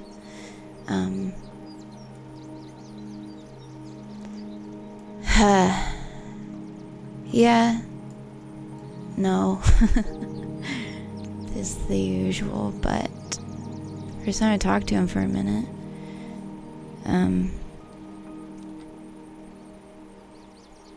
I hid his gun because I found him with it the other night, but so he was just looking for that. What And then did he, what, was he doing anything with it? Was he... he was asleep. It was in his hand. So I just, But you're okay, he didn't... no. Okay. I grabbed it all and I put it under my bed.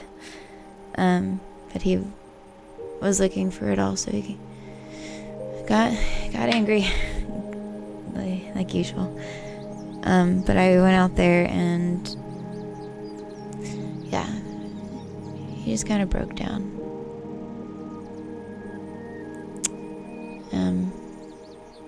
I think it's the first time he kind of talked to me and not at me in years, so I mean, do you think it's worth my parents reaching out? Or... they can try. I don't know what's worth it. I don't know how to help him.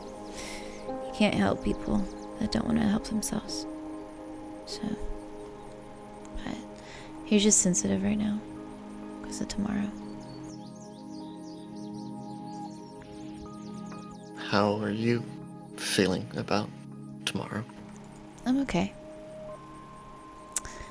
I'm alright. Even Dad says I'm okay. So I must be okay. But is that a... everything's fine, kind of okay? Or is that a... real okay? Whatever makes people happy. But yeah, I told him that I would watch the game with him. I don't want to watch the game, but I'll hang out with him a little. What if hopefully. I told you you didn't need to make me happy? You can just say.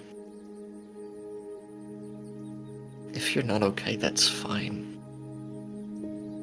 Really normal, actually. And that's nice. I give me a few years. But noted. That's really sweet, Artie. I'm sweet. Yeah, you've always been sweet. I've told you that. Don't make it weird. I know. But yeah, I'm gonna go hang out with my dad for a little bit. Okay. No. You go for it. Well, It's do you good wanna that meet me in my treehouse later? Kinda gotta. And she pats the canvas bag that's around her. Gotta bury these things. Yeah, sure. Just I'll come round and 6 p.m. Yeah. I don't know yeah, when games 6, are over yeah. by, and they might not be. But I'm I mean- sure my dad'll be drunk enough by then and asleep, so... Okay, well, hopefully not, but yeah. Okay, well, I'll see you at 6 then. Yep, see you at 6. Okay, 6 Yeah, that's the time, Artie. is the time. Okay. I'm gonna go. Have fun watching the game. Yeah, I'll do my best. And see you later. And he heads off. And heading home, is there anything that you're doing on the way or upon arrival? Yeah, she would quickly pop by a store, and Dad didn't specify what kind of pizzas, so she just grabbed some frozen pizzas. Yeah, just 2 of ones that she thinks he might like, so just a normal pepperoni and then like a meat lovers, because that sounds like a man pizza. You arrive back. Your father is passed out on the sofa.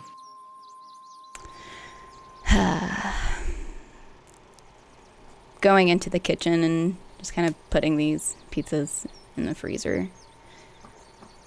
And is he...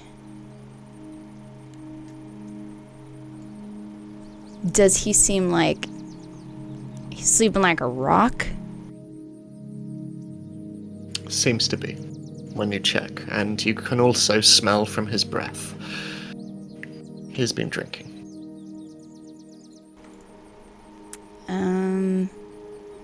Do I see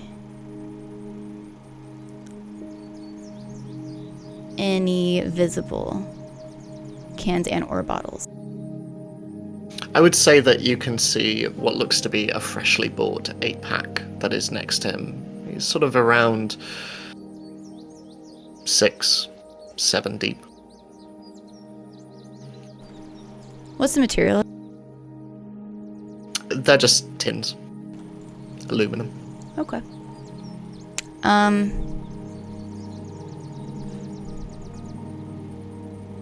She would gather these tins and looking at him, she's nothing else is new. Cool. Great. And she takes these tins and she's actually going to take them to her tree house. Since she's got a couple hours now, I think what she would do, well, first probably put them in her bag to carry, since her arm is still pretty sore, and so just putting all the weight on her left shoulder. She's gonna take those along with the items that are in her bag after, telling Artie to catch up with her later. She would be carefully climbing into the treehouse without moving her right arm too much, but stopping on one of the steps of the ladder before, leaning into the ladder for support and using her left hand. She would take the bag and, hoist it up over into the opening of this treehouse. But she'd still stay on that step for a moment and just kind of, fold her arms into a ladder step that's at this height level and just, laying her chin on it. And looking down, through the space of this ladder, she would see, just carved into the bark, the letters of SAD&T. It's been almost 7 years. Great. And she would continue her climb up, and kneeling down onto her knees and scavenging through tools and scraps of pieces of wood and metals and other materials, she would sit back onto the floor and gathering all the scraps that she could, including these cans outside of her, or from inside of her bag. She would lay them all out before her, and she would begin to fashion these materials with like extra nails and I don't know if anything's rusty, but extra nails and her hammer into some form of a box. And then it has like an open top, and then she would continue to then fashion something into a lid to place on top of it. And once finished, she would turn it over and make sure to the best of her ability that it's finished as well as she could do it, before once again like leaning over and digging into her canvas bag, she'd find one of the jagged pieces of this time machine and taking it out before the next two, turning them over in her hand and looking really closely at them. It's her first time touching them. And she would just stare at them for probably a moment too long, for just like, why did you make this, Arthur? Was your future not good? And then Darla lowers them into her lap. And then she reminds herself of how Amelia said that she cursed her sister, and that these items curse those around you or the one in possession with them. And she just, under her breath, is just like, did I curse you too? Before placing these items into this makeshift box, and then placing the lid on top, and grabbing some extra nails with her hammer, just hammering away to close them all in. And depending on how long this takes, could be by 6 p.m., I don't know. But yeah. I will say, by the time you end, yeah, Artie joins. And climbs up the tree house, and you see the curls of his hair just pop up from inside. Hey, am I interrupting? No, actually, I just finished. And she holds it up. This. And that is... You're supposed to say, wow, that's great, Dollar. I don't ever make anything arty. Make me feel bad. Oh, wow. Oh, no, it's great. Thank you. I worked really... Okay. Yeah, it's cans. Well, it's also some wood over from, and she's like leaning over this box, and some metal, and I got some of this actually from the junkyard a while back. But yeah, I put inside, and she rattles it, those pieces of the time machine, so we can bury it. Cool. What's that reaction for? No, just I don't know, knowing that not me, but a version of me, I don't know, seeing Amelia that upset, Yeah. I don't know, it felt kind of, I don't know, it's selfish, but it felt kind of shitty to know that I'd done that to someone else. I know not me, but, you know. I know what you're saying. I mean, it's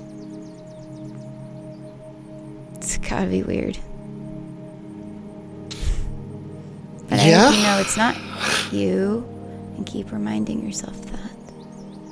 Okay? Well, would you like to do the honors? Oh, yeah. Yeah?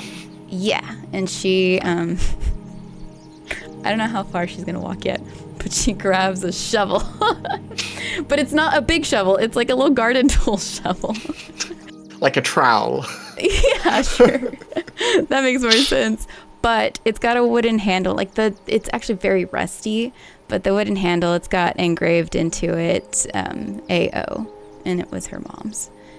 And she grabs it and puts it in her bag, and then like kind of placing this under her right arm, she looks at the opening of the treehouse, and is like,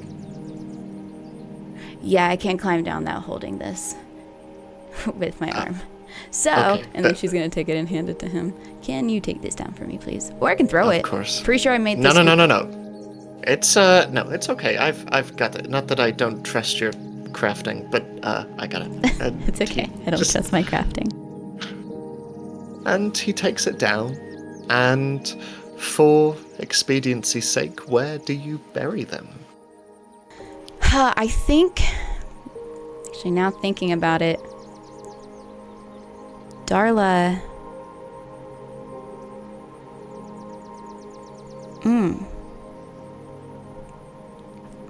she would want to, actually, hey, you want to go for a little bit of a walk? Always, yeah. Okay. And leading the way. And just walking, taking time. It doesn't need to be a rush. Eventually, they would walk up to the Eden Falls Cemetery. And, I mean, I think it's a good place to bury it. Nobody's gonna want to go be a gravedigger, right? Sorry, that's not a funny joke. Do you want me to give you some space? No. They always loved you, so. Come with me. And she Okay. grabs his hand, not intending it for it to be anything, but she does. She grabs his hand and kind of leads the way to the section of the cemetery where her mom and her sister are buried. And right in between them, in between their, the actual, like, where they were buried, not the tombstone, because it's one, she would dig this small hole and kind of just bury that right there, and then patting it as much as she could, probably putting too much pressure into it and hurting her arm a bit more, but just to make sure it's really well packed in there. And then she would sit back and just dust her hands. Okay, well, they'll protect us, so it's good here, I think.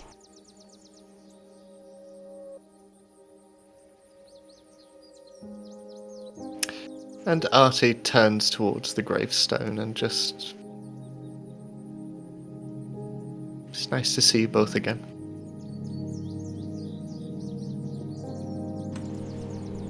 I can already hear Tracy picking on you.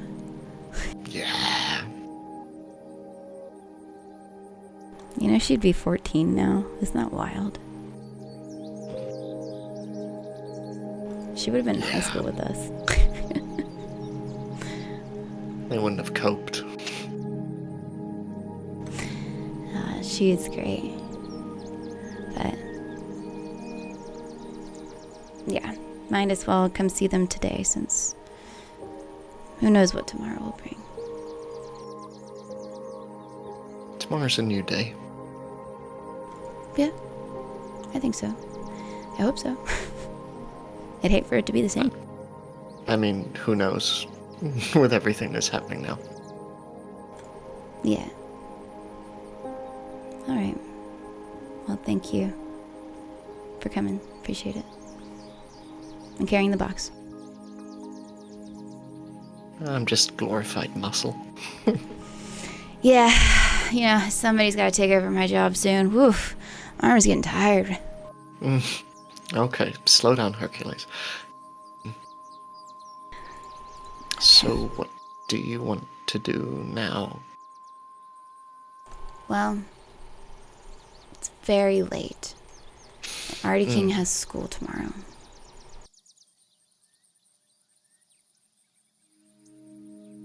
Yeah. So, what do you want to do, Night Owl? Walk you home? Okay. I'm down with that. I could use some pain relief, actually. Pulls hurt, Okay, evidently. well, let's stop by a pharmacy on the way back. Okay. And And she starts heading out.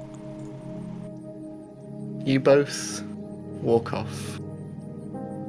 And as you do so, someone watches from afar. Arthur stands Do watching we the notice that?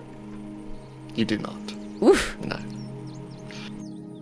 And he just nods to himself. Hey, there we go. And he smiles to himself before walking into the cemetery. He stands before the grave. Don't worry. I won't let anything happen to her. I promise. And he turns around and he reaches into the back of his trousers and takes out a freshly purchased gun. I promise. And that's where we're going to end this week's episode. And we'll be back next week for our penultimate episode. Can't wait for In this which standoff. We will have I also have game, a gun. and we will be storming the loop. So I can't wait. 2 guns and a sword. We'll see how that goes. Who will win? But the pen is truly mightier than the sword. So I think Amelia, at least, Yeah. Yeah, me and maybe my not against a mechanical gun, pencils. actually. Yeah. We're gonna She'll be just in real good rewrite shape. reality. Yo, lead Yeah. poisoning No. in the 80s was a thing. Yeah. Yeah, true, actually, yeah. Oh, we're gonna get them all. Just poison everybody. Exactly.